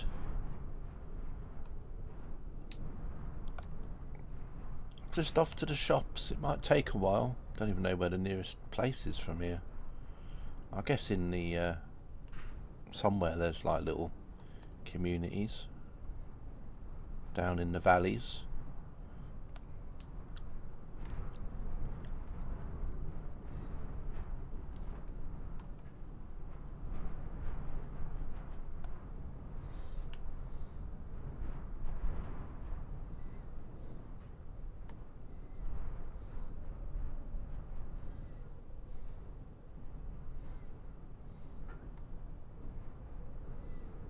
It's coming down slowly but surely.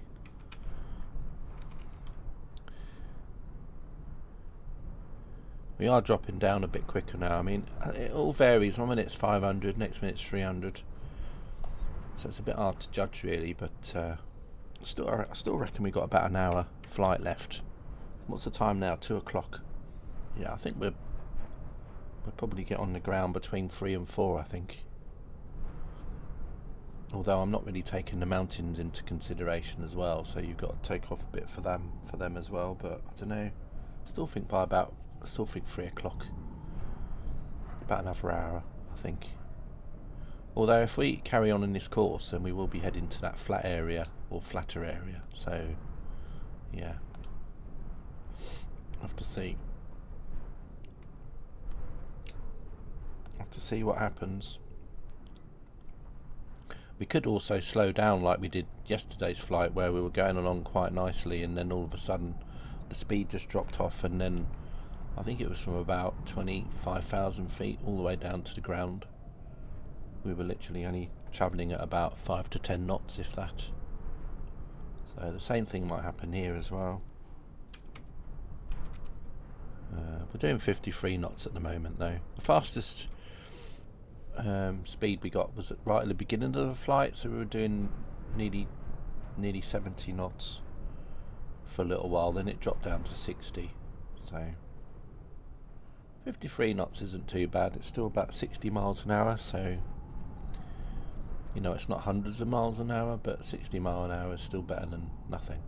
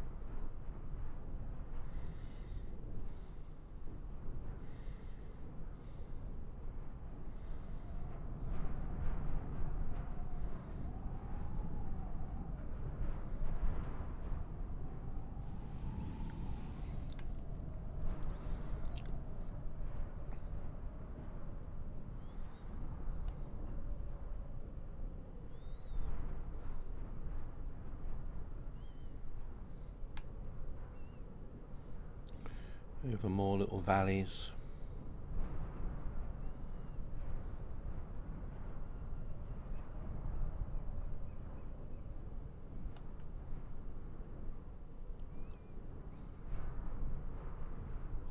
Let's have a look to see what it looks like from the plane view. So you can see quite a nice view from up here.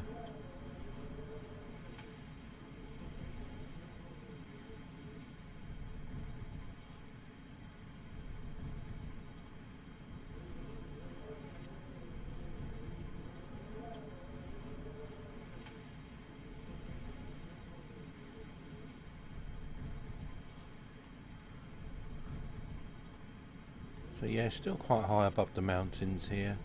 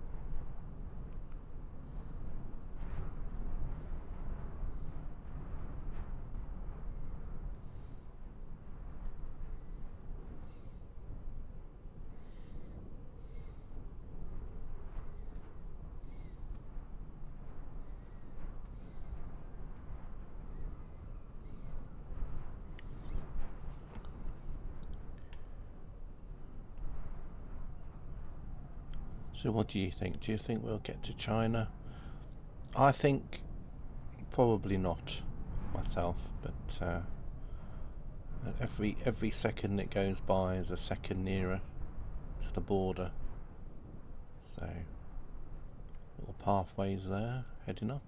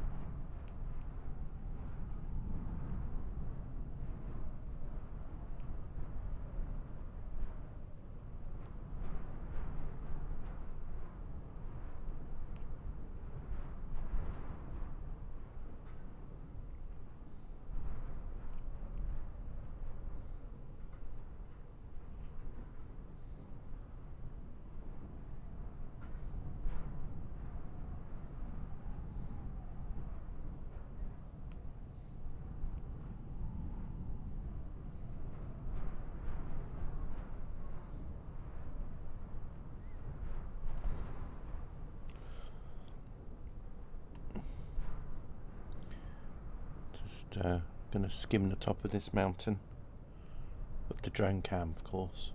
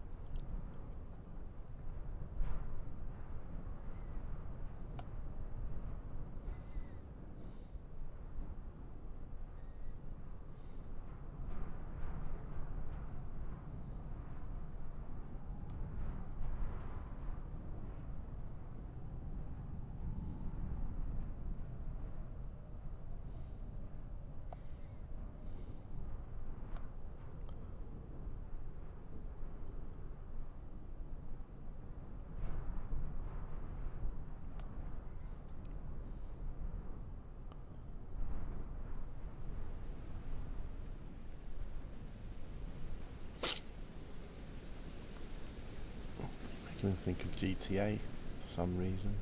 All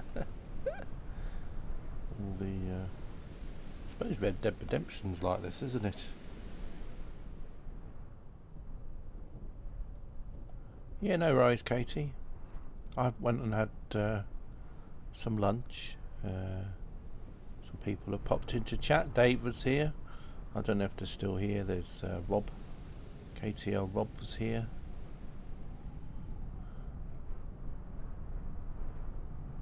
We're just, making our way across the mountains here. Slowly getting towards China. Hello, Noxie. How are you? Good to see you.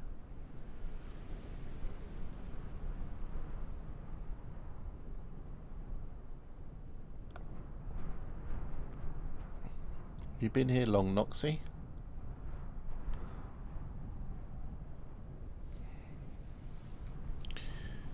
So yeah, we're in Kyrgyzstan or Kyrgyzstan, however it's pronounced. I'm pronouncing it wrong, but we're just heading over the mountains and making our way towards China, which is still a little fair ways away. But as I mentioned on the Volanta map about 20 minutes ago, if we go more to the south, then the border is a little bit closer. But the direction we're going, the border is still quite far away. But we are. You just dropped in. Wow. Very appropriate for this stream. Just dropped in. But yeah, making our way across the country, heading towards China. How many miles? How long have I been streaming now for? This flight's been about 2 hours and 2 hours and 10 minutes, I suppose, so far. First 8 minutes was just me rabbiting on about nothing really. So yeah.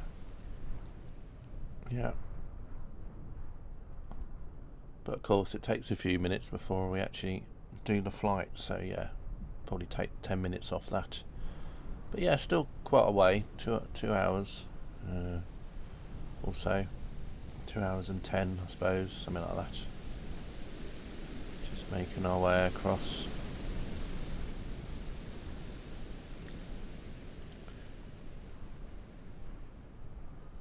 Just enjoying the views of the mountain. Now, I can't remember if you were here for the last flight, Noxie. I don't think you were you? Or if you were, you might have popped in near the end. You're doing a reasonable clip. Yeah, it's not too bad. I mean, right at the beginning, we've been... it was about 60 to 70 knots at the beginning of the flight. Or the drift, whatever you want to call it. And we're doing about 40 now. So we have lost a bit of speed. But we're about 26,000 feet up now. The last few thousand feet we were descending quite quick, but it seems to have fell off a little bit now. I seem to be only doing about 100 feet per minute now again, so I'm guessing that we're just in a stable bit again. I'll just go back to the plane so you can get the plane eyes view of what the plane is, what you can see from the plane. So yeah, pretty nice view from up here at the mountains. And as I said, I've got the drone cam down on the ground level. Wow, good lord, I know, mountains everywhere. One minute it's barren wasteland for days, and then next minute it's a mountain range. But yeah, we're doing all right. We are getting to an area though far ahead which is actually quite flat. Well, it's not completely flat, but it's obviously a lot flatter than what it is here. So whether we make it that far, I don't know. I mean, personally, I want to land in a mountain just to spend a couple of... Any cities? No, not really. Not in this area. It's too mountainous, but I'll put up a Volanta map anyway, so you can see. So as I said, we're just going right over the middle of Kyrgyzstan at the minute. There are some places around, but I don't think they're cities as such. They're probably more like towns. I mean, there is. I think the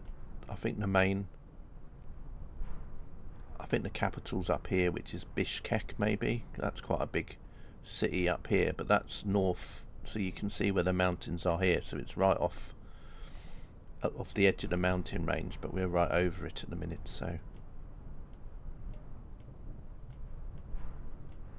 and yeah, there's some little communities in the valleys. It's a bit like, you know, Switzerland. You'll get in the valleys. You'll get little areas where there's some communities, but there's no big, loud, large towns. You never heard of it? Yeah, Kyrgyzstan.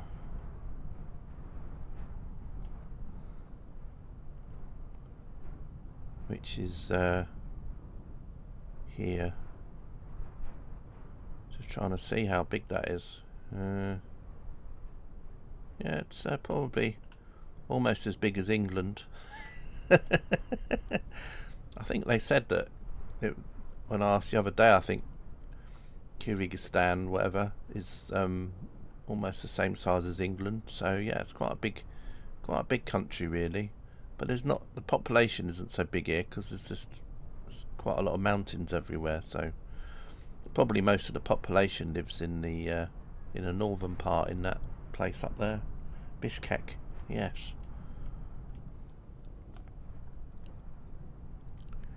How many people live in Bishkek? That's if I pronounced it right, of course. Bishkek has a population of approximately 1 million people. Yeah, so yeah, 1 million people in Bishkek. What's the big lake? Oh, I'll find out in a minute. What's the biggest lake in Kyrgyzstan? I can't even pronounce it properly, so you should even tell me properly. But the biggest lake in Kyrgyzstan is Issyk-Kul Lake, which is also one of the largest alpine lakes in the world. Now, there you go. So that's that there, Noxie. Yeah, Kyrgyzstan, yes. Yes, Kyrgyzstan, yes. Yeah. It's,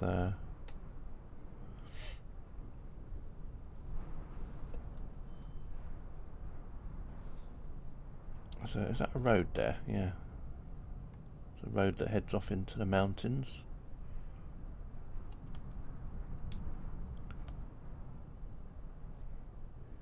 It's rail. I don't think it's a rail line. No, you can see it's a road, you see? You can see where it's a road just by the way it's like comes off at a junction.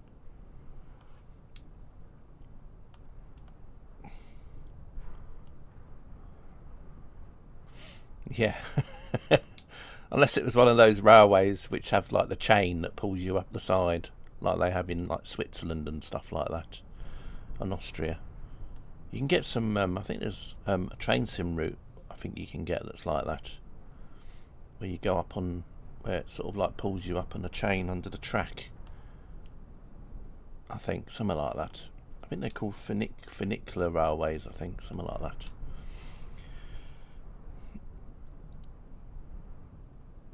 That's one thing I liked about when I went to San Francisco, because the cable cars, and then you could like look between where the cable is, and you could like hear it on under the street. You know, the cable that goes around that pulls all the cars around.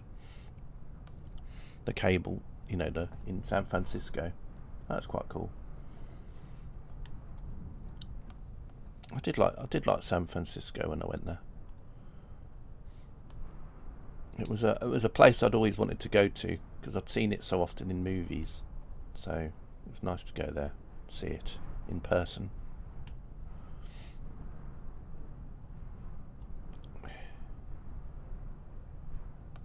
Just a quick trip though. It's just a couple of days. So yeah, it was all right.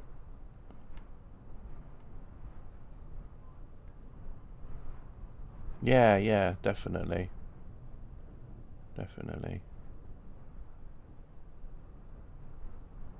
Yeah, one place I wanted to go was go to that street that had all the bends in it, so I walked there.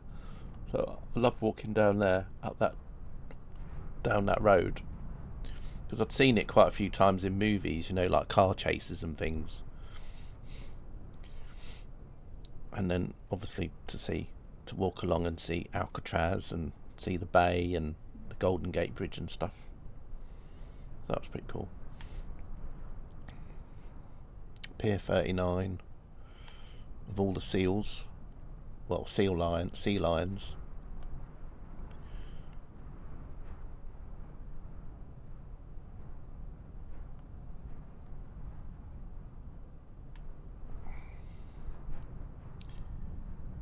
I think I went there in what year was it? I think it was 2002 or 2003. I went there, I think, something like that. Also went on a beaver float plane, because at Pier 39 they were doing float plane rides around the city, and with a beaver plane. So I went in one of those and then took off in the bay, and then flew round north of San Francisco, and then we came back along the coast, went past Golden Gate Bridge, and then flew over near the city, and then landed back in the bay again. So that was pretty cool. Yeah, it was I think it was Kenmore Air float plane, because it was that kind of, had that yellow livery to it. But yeah, sat in the beaver. Fortunately though, I didn't get the front seat. Someone else beat me to it, so I had to sit in the row. So I sat sort of like directly behind the pilot in like the second row of seats. But it's pretty cool anyway. I came in low over one of the bridges and then landed in the water again, and then taxied back to near Pier 39 where there was like a marina, and then it just went up to a boat dock there, and then it's where you got off it. I think it was like a half an hour flight or so in the end. But it was nice seeing Golden Gate Bridge from different perspectives. I took some pictures of it as well at the time, as you do. So, but yeah, it's pretty good.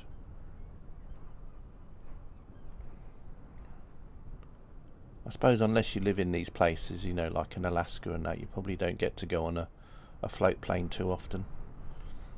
So, yeah, that's right. I've seen those Kenmore Air places. I remember on Flight Sim, I think it was 2004, there used to be some add-ons that you used to get, because they always used to do a lot of Pacific Northwest add-ons, you know, like freeware add-ons and that. And I remember there was one that had like float plane bases with AI traffic beavers and stuff that you could have in the sim, and then they would taxi out in the water and then take off and do flying around and stuff. Yeah, you also get them in Sweden. You see quite a few in Sweden in the summer as well, around the archipelago in Stockholm. You know, they're normally like Cessnas, you know, like small Cessna float planes and things. Nothing too big. But, you know, I think there's just a few private people that have Cessnas with floats on that fly them around in the summer months. Yeah, exactly. Hop islands. And then, of course, in the Maldives, they use float planes a lot as well. It's like an air taxi to go around the islands. Of course, you can get a boat as well, but a lot of people, if they're like got a holiday to the Maldives, they'll get like if the island that they're staying at is quite far away from the main island, then they normally get like a float plane that takes them out there, like a Twin Otter or something similar, that can take you over to another island. But yeah, I used to see him about.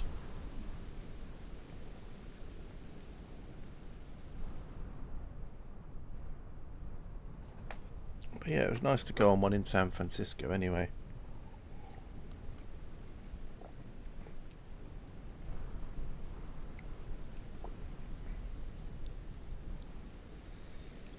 Because when I went, it was about October, so probably in Alaska it's probably getting quite cold already.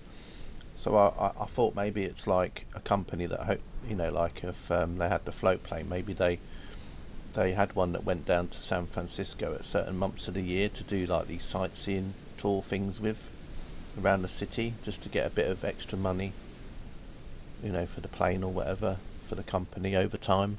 I don't think they do it now though, because I mean I've looked on Google, I can't seem to find it. But I mean when I went there, it was, as I said, 20 years ago now, so it might have been something they only did for a year, just to see how it went. See how much money they could make over a certain period of time. Maybe it didn't make enough money, and so they didn't do it again. Don't know. A float plane the cop uses in Wicker Man comes to mind. Yeah, I'll have to look that up.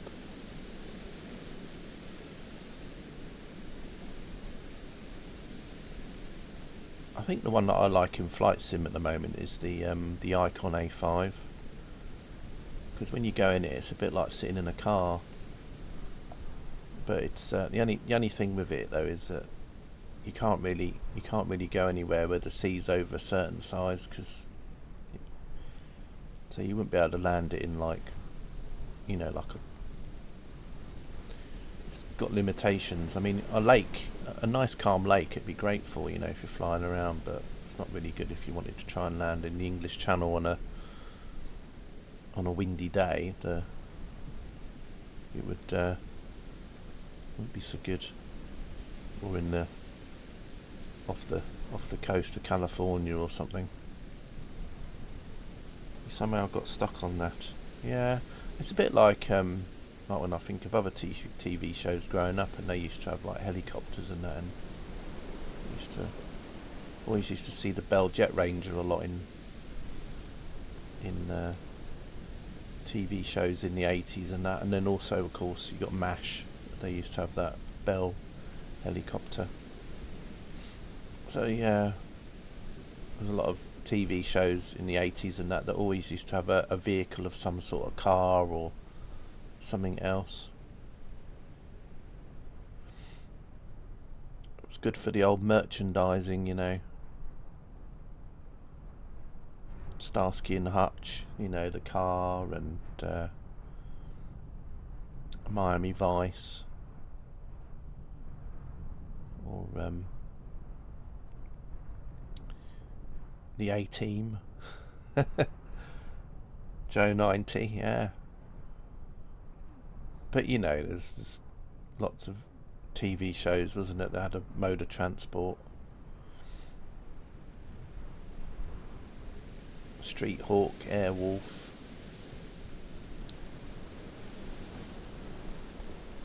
Hawaii 5-0, and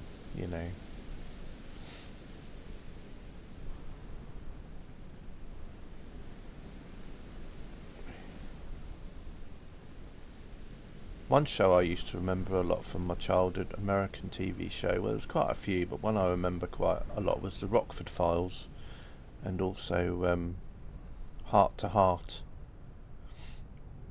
and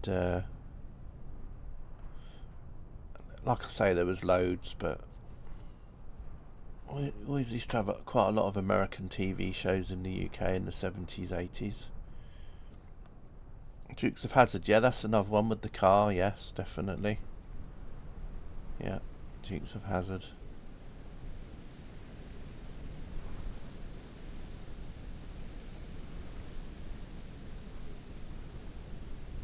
Columbo's Volvo.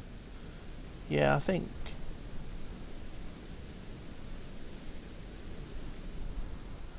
used to see quite a lot of them in Sweden, obviously. The Volvo 740 is quite popular in Sweden because they last forever. It's like you can see people driving around, ones that are still quite old. And one of my neighbours in Sweden, he used to have a very old Saab. I think it was a Saab from like the 60s that he had in his garage that he sometimes would take to car shows and stuff. That was quite nice.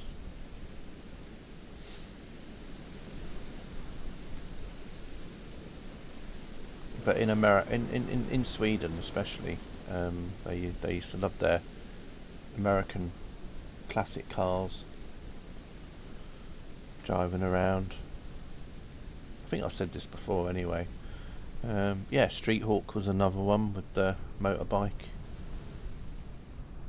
There was so many shows, and of course all the science fiction shows as well that were quite popular at the time. Battlestar Galactica and Buck Rogers.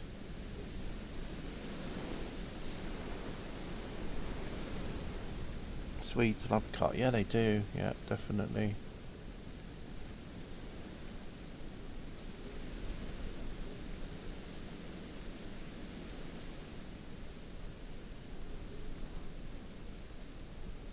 And I could always hear when they were driving them in the summer, because obviously they'd stand out from everything else because of the engines always had like a V8 or something in it. So you could always hear when someone was driving an American car about.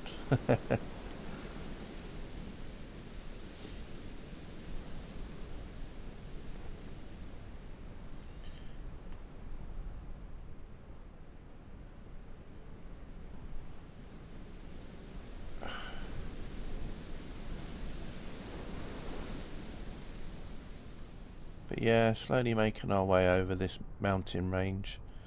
Let's see, what height are we now? Let's see.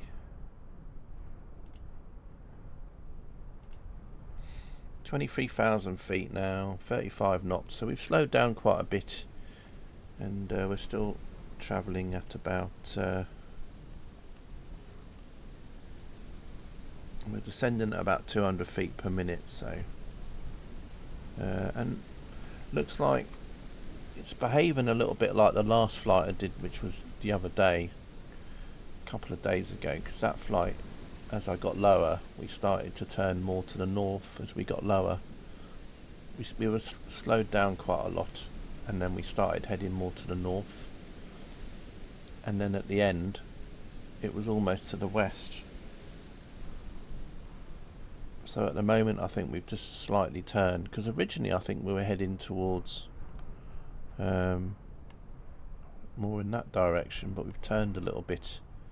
So we're kind of skimming alongside these mountains, but let's have a look from the plane view. So yeah, you can see we're still quite high above the mountains up here. Now the plane is actually facing in the opposite direction to we're heading, so we're going more in that direction, but the plane is facing another direction, so the plane isn't going the way we're facing. So we're kind of looking back at where we've been, almost. Kinda, although I think it's more been that direction, so I think we're going more sideways now. But yeah, you can see there is still that flat area. It might be just because we're coming down a bit, but originally we were sort of heading over here, so we were going to head round to this area slowly, but now it seems like we're drifting more in this direction, so we have come off a little bit. So there's the flat area that we were heading to a little while ago, and I said, oh, it looks like we're heading towards a flat area, but as we've got lower, we've started to turn away from that a bit. So we're kind of heading back towards the mountains again. So it could be a mountain land. Oh yeah, that too as well, Noxie.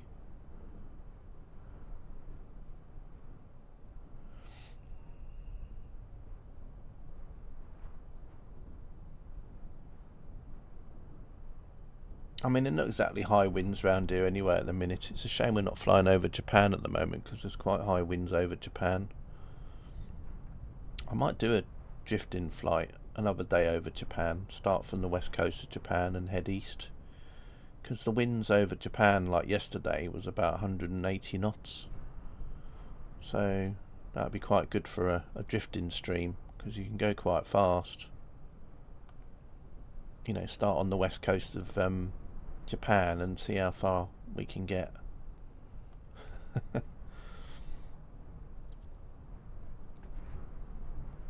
No, it's a jet stream. You know, like we have the jet stream over the Atlantic. Well, this time of year over Japan, they have a jet stream that kind of goes over, sort of west to east. So, yeah. So they have their like jet stream like we do over the Atlantic kind of thing. Yeah, high level winds. I mean, like you know, at about the 30 to 40,000 feet sort of range.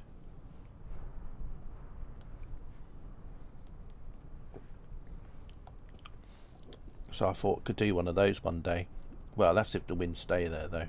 Although I can always use Active Sky and go back a few days and then do a flight then. I know some of my viewers like Japan.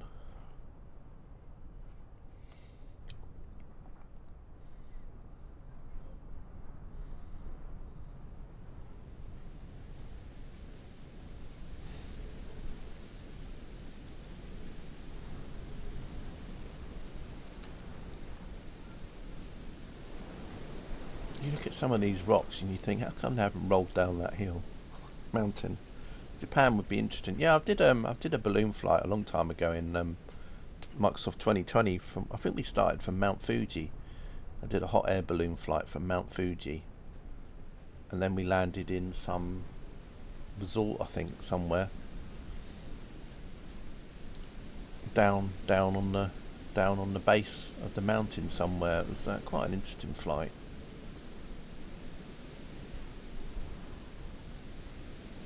I just wanted to see what was up at the top of Mount Fuji, you see, in the sim, so I started from up there, from the top of the top of the mountain, and then it's smaller but cosy and right by the sea. Yeah, sounds cool. It's nice being by the sea.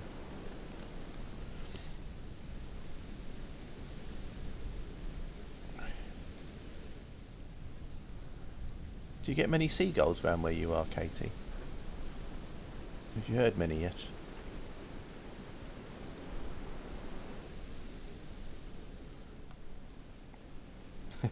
Yes.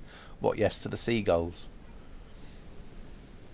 Or just yes, as it's nice?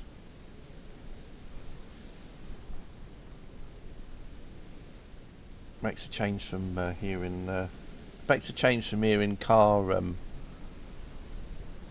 going round a roundabout with loud exhausts.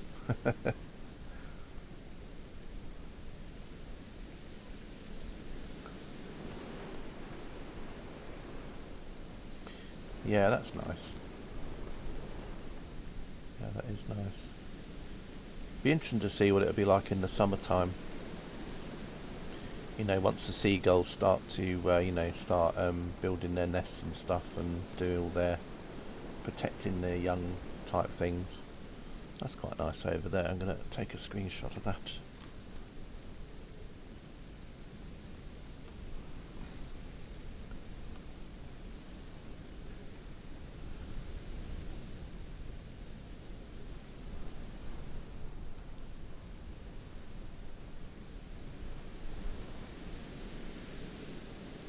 Oh, did you? Yeah, yeah. We get that where I live. When they're like building nests and stuff.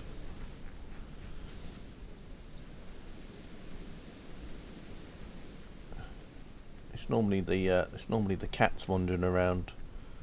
They get into trouble though, because obviously a cat will be walking around, and then the seagulls see it and go, "Oh, got to protect my youngsters," and then poor cat's getting dive bombed on the grass.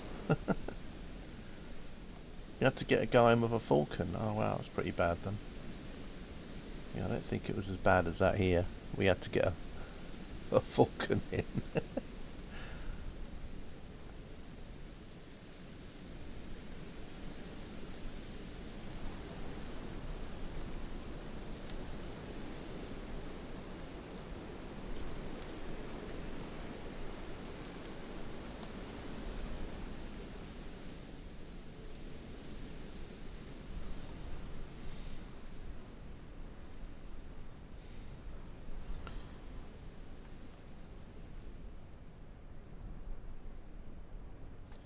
What's my ground speed now? I've got a feeling it's just dropping off. Oh, we're still doing 32. And we're slightly turning a bit more to the north now, but only ever so slightly. We have quite a few seagulls here too. They come inland a bit looking for food. Yeah, one year the baby fell off the roof. Oh yeah, that's the trouble when they do that as well. Yeah.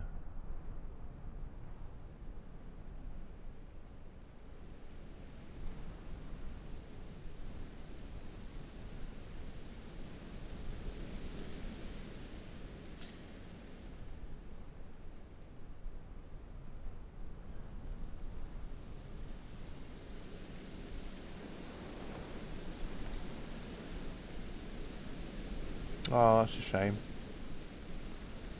Yeah.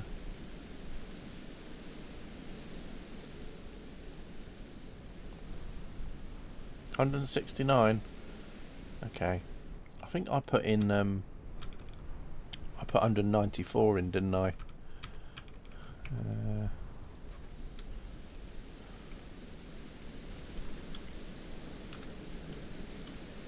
Just writing into Notepad. Nature, indeed. Indeed. As I was talking about earlier with a Swan versus a Boeing 737. Not a good outcome for the Swan, unfortunately. It's quite nice. I like that. I like all the ridges and things and the rocks over there.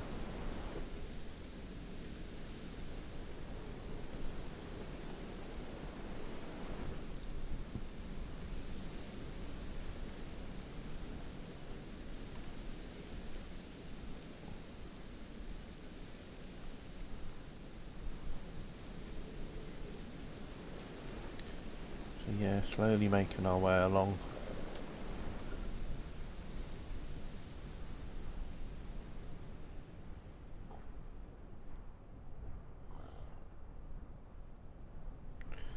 Yeah, I think so.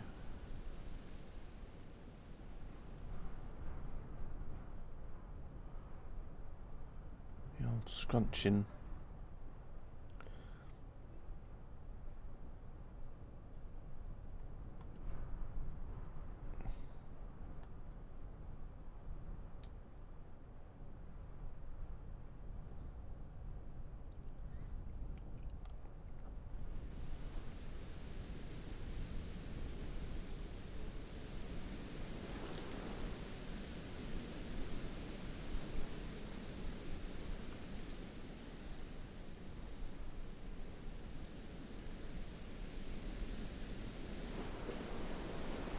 Just have a quick look up. Yeah, we're still quite high up. I don't think we're ready to move up to the plane just yet. I think I said we'd be on the ground between 3 and 4 earlier, didn't I? I still think that'll be... I think we'll still be then.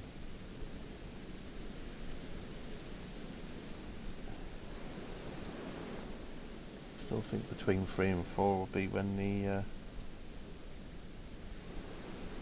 Today is Tectonic Plate Scrunching Day. Yeah. TPS Day.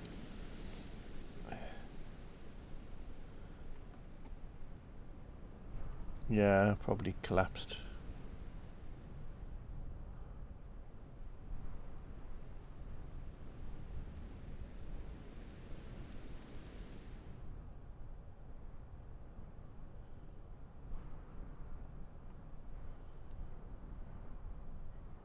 Just go up a little bit. Get a nicer view of it all.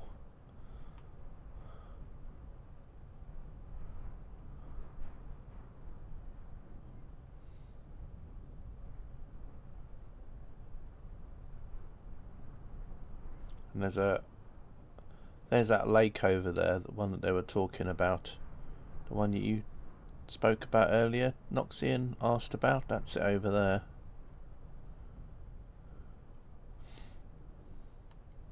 I think that's it. Yeah, Well, actually, no, I don't think it is that one, is it? No, that's not it. That's the smaller one. The other one's far away. The other one's way over there. The big one.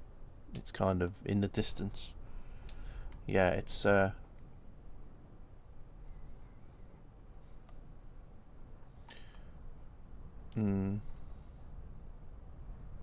See, I always thought the word alpine come from because it's somewhere in the Alps.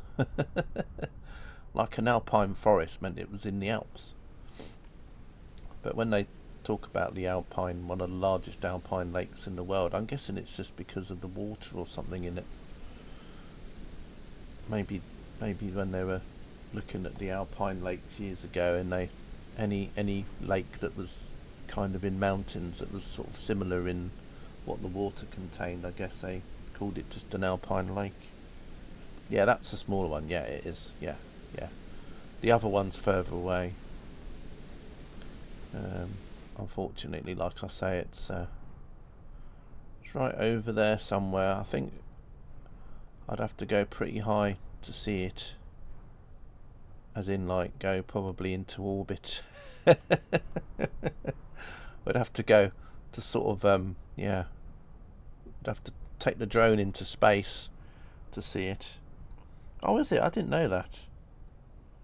You see, I didn't know that. I always thought alpine just meant like when people said, "Oh, I've gone to an alpine resort." I always used to think that was somewhere in the Alps, because people in the UK would go, "Oh, I'm going to an alpine village." So I'd think, "Oh, that's in the Alps, like Switzerland or France or somewhere, Austria."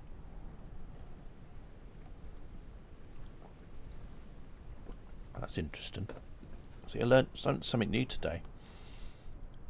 Although Katie, I think, told me something new as well.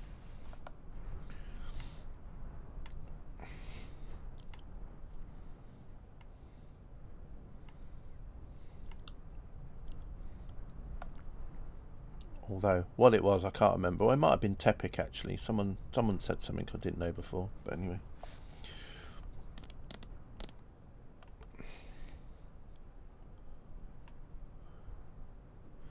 What's the speed we're doing now?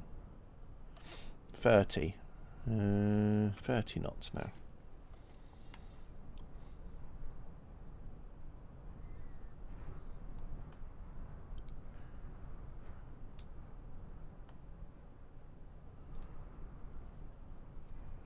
Surprisingly few trees here. Yeah, well, that might just be the sim not putting many trees in.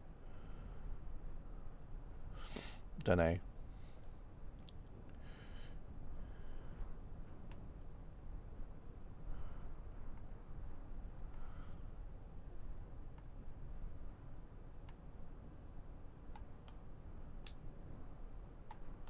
I mean, there are quite a few around in different areas, but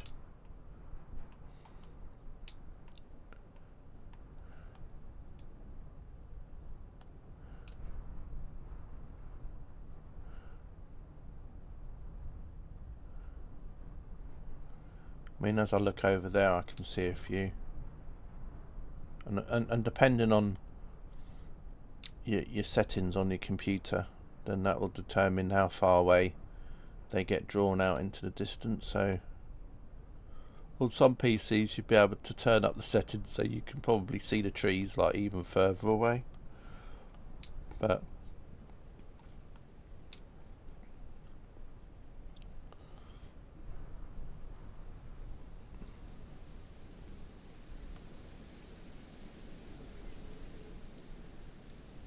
I think the only trouble is then you can get into the problem that you get some areas then Noxy where people complain there's too many trees, so you might go to somewhere and on the side of the mountains they'll be going, "Oh, there's too many trees here.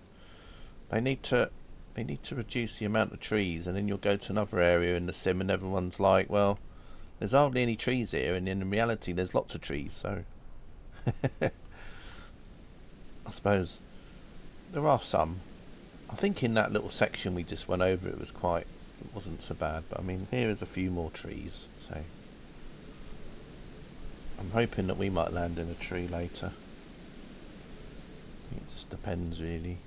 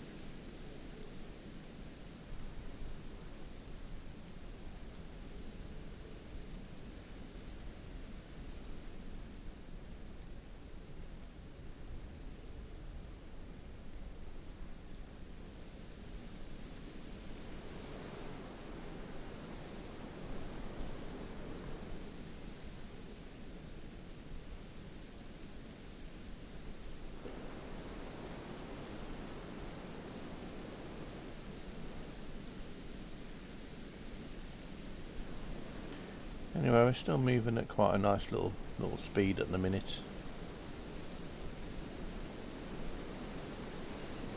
So yeah, for the 100th flight, we make it into China.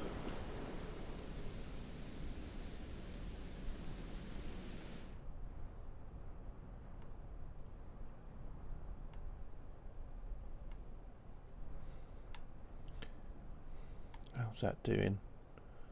Oh yeah, getting nearer.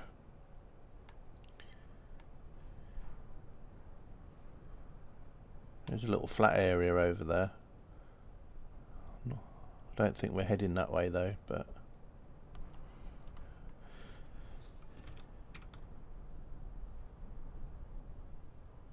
18,000 feet now.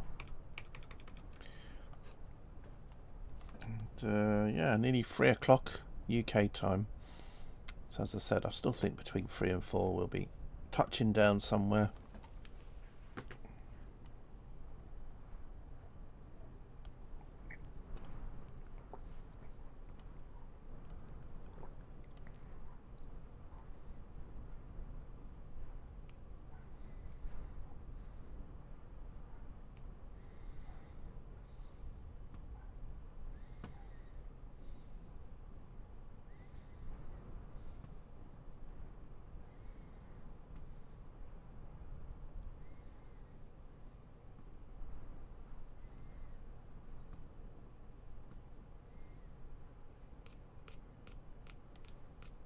Going to lurk for a bit. No worries, Noxie.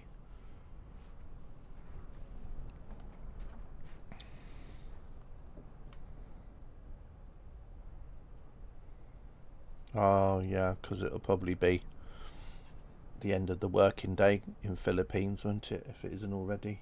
So, well, it'll be more than that. More than that. It's probably, you know, quite late, but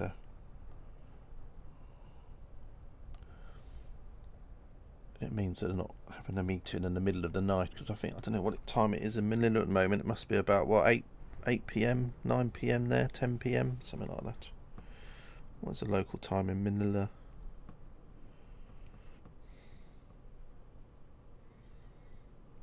Yeah, nearly 11 p.m, so I suppose that's so that people can have a meeting in Manila at midnight and not at 2 or 3 in the morning. 40% off all add-ons. Oh, that's interesting, Katie. I've got a few of his sceneries. I don't know if there's particularly any that I want at the minute, but I'll have a look anyway, in case there's anything there that I fancy.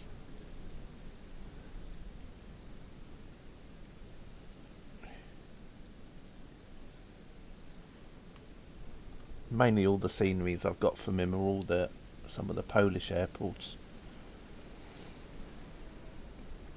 And also the one, you know, when the PMDG 737 was being promoted, they had the Boeing, you know, the Boeing 737 factory at Renton.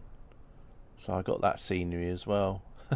I think I showed it in the stream once, because it had the production line and you heard all the sounds, and you could like move around, and then the train would come in with the fuselages, and then it would park up, and then you'd see the fuselages being taken into a building, and then they'd be all constructed. So that was quite cool. But as I said, literally only haven't got the others. As I said, I've got some of his Polish ones though, which I use now and again when I'm doing like 737 flights. I've been flying the 737 quite a bit recently in 2020, since that Boris sound pack come out. It's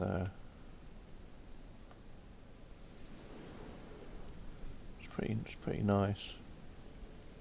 There's an update to that coming out soon anyway. Boris is going through it and doing some more fixes to things, or adding new things.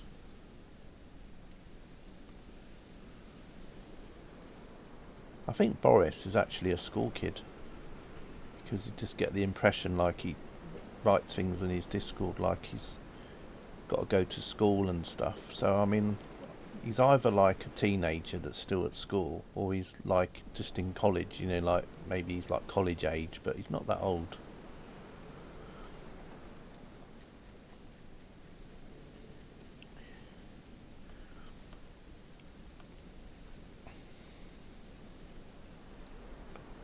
But of course, a lot of people are wanting him to do sound packs for everything now.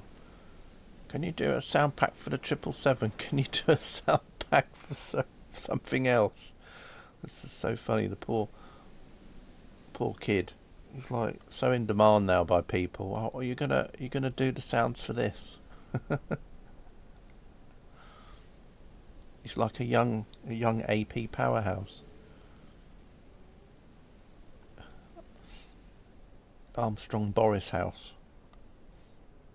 Or Boris Powerhouse.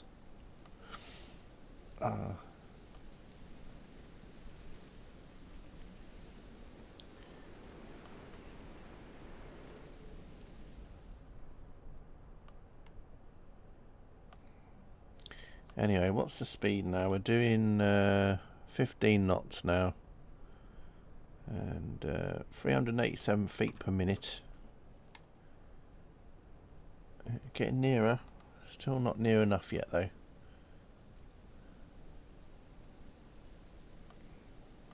I think this is going to be very similar to the flight the other day. We're going to get almost like to a walking pace, and then we're going to start turning more to the north slowly as well. So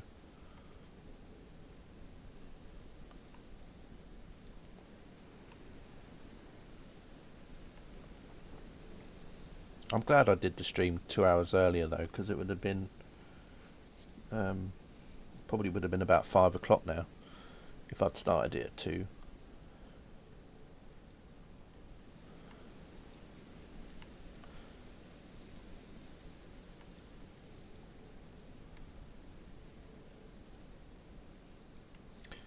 But yeah, I'll have to have a look at that. Is it on his own store, or is there certain stores that he's selling it? I'll have to see if that email shows up for me anyway. I'm wondering if his add-ons are like on some of the other stores that I have. You know, like Orbex or the Contrail store or whatever. So I might buy one today if I see one that I want to get. I'll probably get one of his older ones, because it's probably already been reduced before the sale, so I might be able to pick it up for about 5 or 6 quid or something. Because I know there's a couple more Polish ones I could get.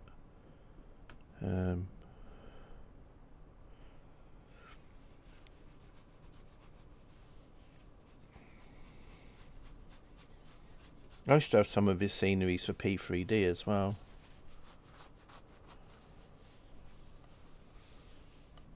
Yeah, no worries. But thanks for letting me know though, because sometimes I don't always either I don't check all my emails every day anyway, so I probably would have missed it. But thanks for letting me know about it anyway. It's very kind of you.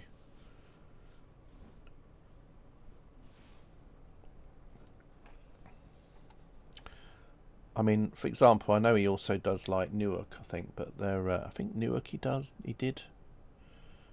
But no, I don't hardly ever go to Newark, so. Whereas Polish airports I do sometimes, because they're quite a nice range away from, you know, a bit like you like to do your 2-hour flights. Well, for me, like Poland from London or East Midlands and that are only like a 2-hour flight away. Or from going to sort of like from Stockholm to Poland's not too far as well. So I like to sometimes fly between Poland and somewhere else. So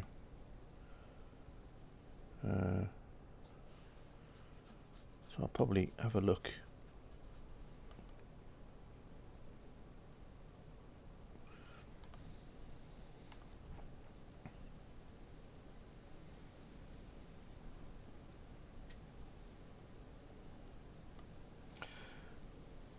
F1 GP manager. Yeah, I'll probably just get that to add to the to add to the account. I've seen Irascible stream it a few times. I think also Kev Welford has streamed it as well in the past, but I don't know if I'd I'd want to get it myself.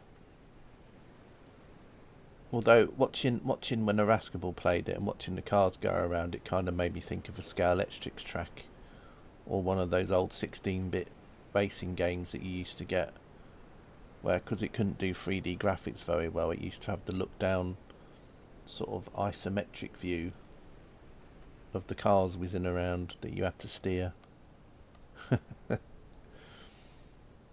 You know, like Micro Machines, for example. Remember when Micro Machines come out?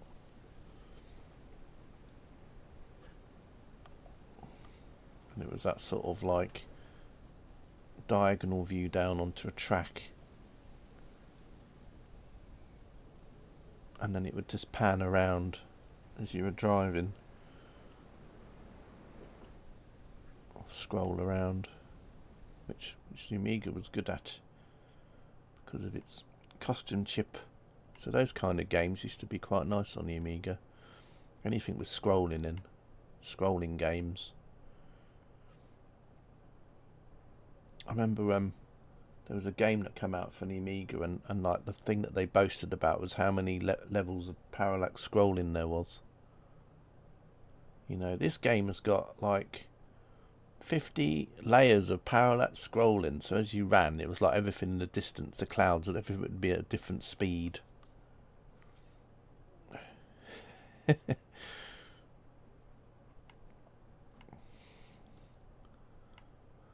Wow, yeah, we're almost stopping to walk in space now. Yeah, 3 knots now we're doing. Blimey.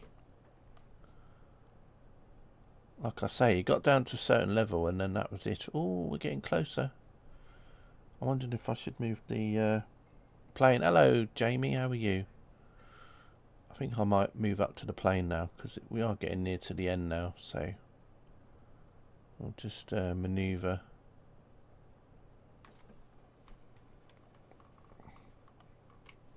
And then we'll go from there.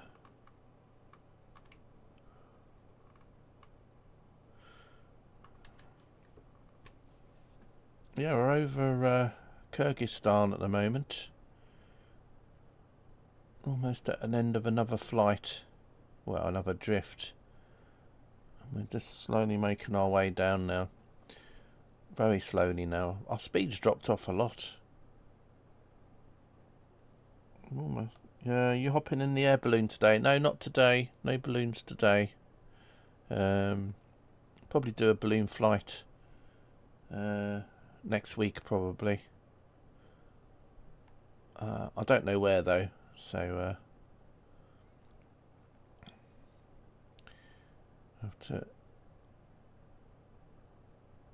have to see.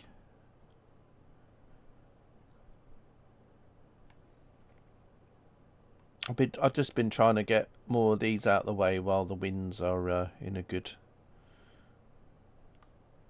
are quite favourable to go places, so I can get a few of these done.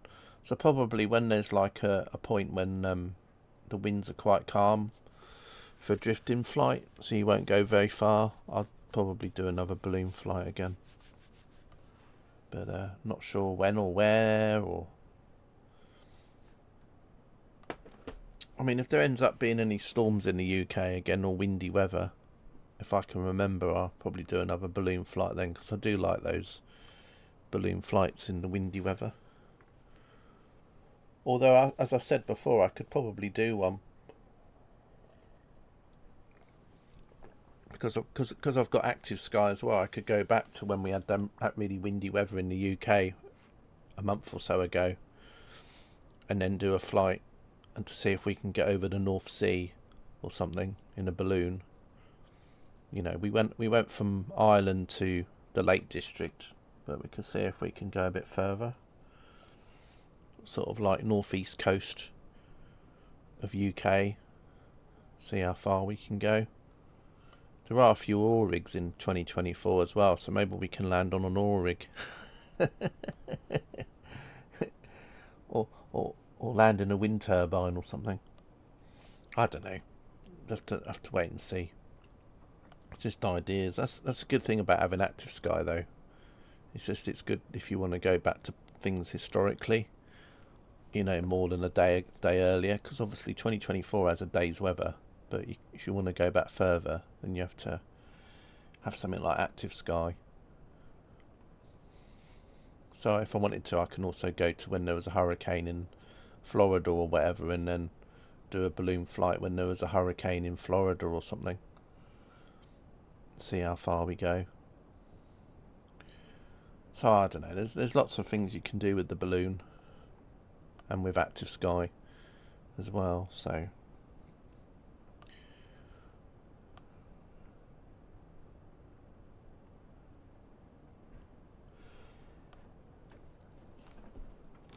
let's have a look. 2 knots now. Wow, really died off now. We're dropping down at about 500 feet per minute. I'm going to come out here actually. I'll just have it on this view. So it looks like we're heading down to that. That's going to be a very boring landing. It's almost like we're going to land right at the bottom of like down here. I mean, we might get a little bit of going down a slope, but that's a shame. It's a shame that the wind just dried off so suddenly like it did when we got down to a certain height.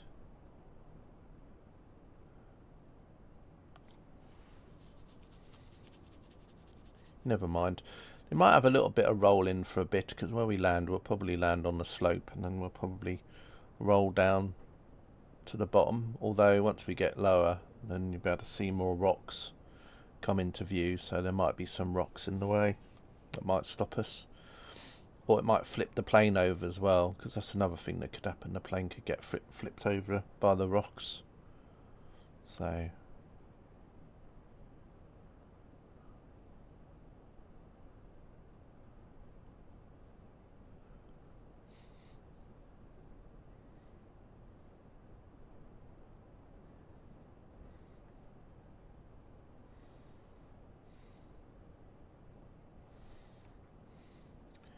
but yeah, never mind. It's been quite a cool flight though. It'd be interesting to see how many miles we've done at the end of it.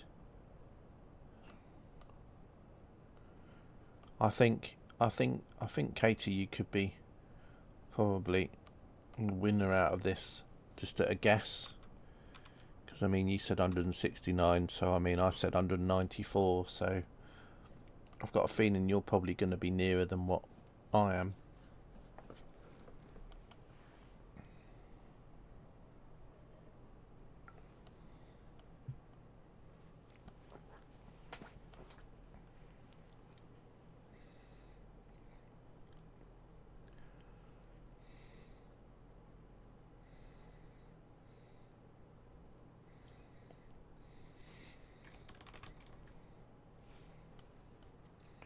But yeah, thanks for letting me know about GP. I don't know if oh no, it wouldn't matter anyway because you're on a PS5, aren't you, Jamie? So no, we were just talking about a free game you can get on Epic for the PC, but of course that won't apply to you, unfortunately.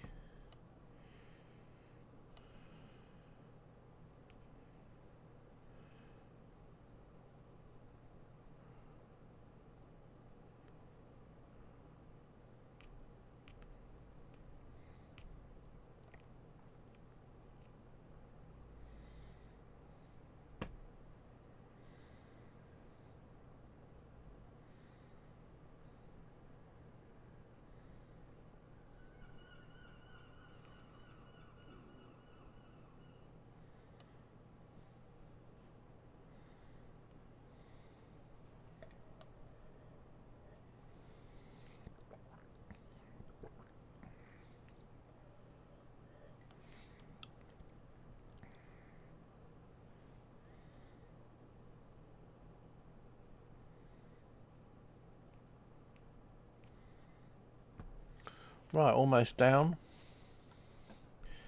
Yeah, it looks like we're going to land right in the in the one place I probably wouldn't have wanted to have landed. Yes, for the outcome of the little people in the plane, obviously this is probably a nice outcome for them, but yeah, it's kind of almost in the flattest part of this that you could actually be in.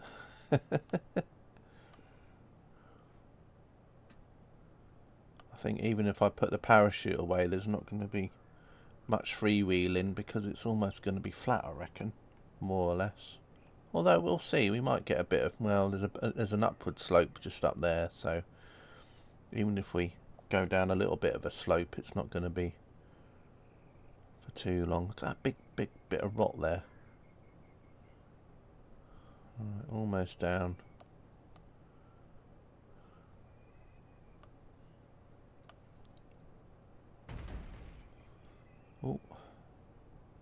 Oh, we landed.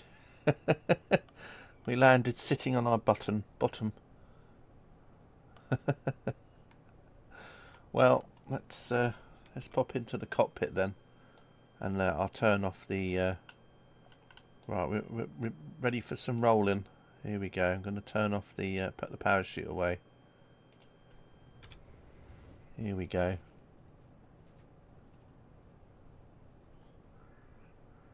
Yeah, see, I knew we wouldn't roll very far. There we go. Oh, that'll be easy to find in the next flight when I go back. I just got to remember that I landed right next to a big rock. So it should be quite easy to start from the same place again, purely just because of that big giant rock there. Can't really miss it. But yeah, we didn't land beside this rock, Katie. We actually rolled back to it. We landed just here and then we rolled backwards to the rock. Someone's been here and painted green on it. Terrible. Not unless that's fungus. Fungus on the rock there. Down at Fungus Rock. Well, that's quite nice.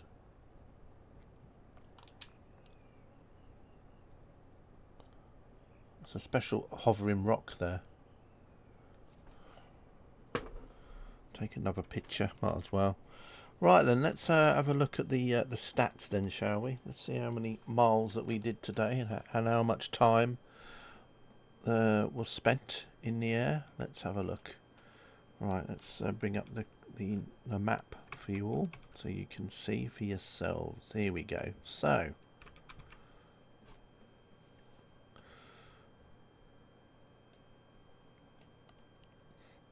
stayed in Kyrgyzstan. Quite zoomed out. Here's Kyrgyzstan here. There's the border with China around here. So yeah, if we go in a southeasterly direction tomorrow, we could make China. If not, I don't know. Well, not tomorrow, whenever the next flight is. So yeah, started off in some mountains and ended off in some mountains. So yeah, not too bad. Let's have a look at the statistics. 3 hours, 147 miles. Wow, you were pretty close, Katie, actually. You're only, what, 12 miles out? No, sorry, not 12 miles. 22 miles out. Which isn't too bad, really. Landing speed 7 knots. That's nice. And 3 hours and 8 minutes flight time. 147. That's a snooker, isn't it? A snooker thing. Shame Egbert wasn't here. I'd love that. So yeah, that was that. What shall I put in the notes? From one mountain slope to another, a gentle flight over the mountains. Mountains, not a bad distance.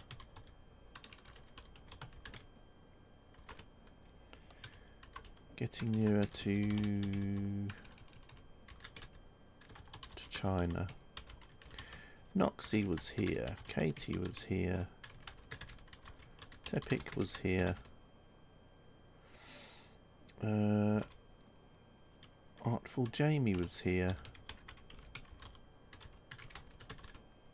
And KTL.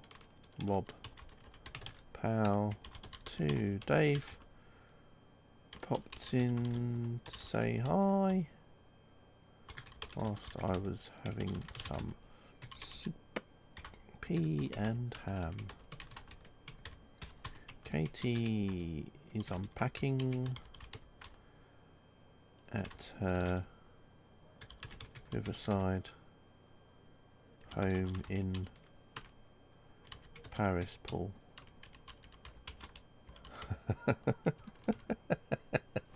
In Paris, Paul. Or we could call it Black Paris. No, I think Paris, Paul sounds nice. God, snorting again. I can't help it. But anyway, yeah, so, yeah, that was about it, I think. Nazi was here. Yeah. Now I've got to remind myself to my next stream. Right, I think that's it for now. There won't be any more streams today, even though it's only 3:15 UK time. I shall go off and do some other things.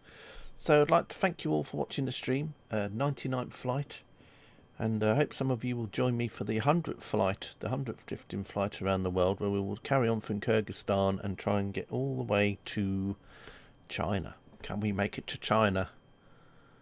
We'll have to wait and see. But we did quite a fair bit today.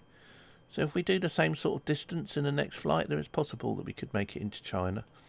With a bit of help, if the winds go to the southeast, would be even more. We might even get the only thing I don't like is this here. This bit I don't like, because you know what it was like in Uzbekistan and Kazakhstan, where we were going over sort of like barren areas for a while. Well, this is kind of like this would be like the same. So yeah, that must have been a lake at some point, surely. It just looks too smooth. I bet that was a lake or something in the past. But yeah, anyway, that's the only thing, is getting here. I'd rather, I don't know, I'd rather have gone this way. I'd rather have gone this way, and then we could have gone all the way down along the Himalayas. That would have been cool. But you never know what might happen, you know. Every flight is different. Anyway, thanks all for watching, and I'll see you again in another stream. You have to plan some in-flight entertainment. Yeah, be like those streamers, and I'll have to play back one of my streams from the past. Whilst we're just drifting over some barren land. But anyway, who knows? Who knows what might happen. Right, anyway, I'm off now. Clips from my YouTube. Yeah. Probably cause a blue screen of death doing that. That's happened in the past, you know. I've been playing Flight Sim, I've loaded up a YouTube video, and then suddenly, like, the whole computer goes and it all switches off because it doesn't like me playing YouTube, and I think it's because it's quite CPU and GPU intensive Flight Sim, so when I open up a YouTube video at the same time, it goes But we'll yeah, anyway. I'm heading off now. Right. Take care, everybody. Actually, before we go, though, I'm just going to go back to the sim itself, just to get one last view of the view. Look at the view from out here. Let's go outside.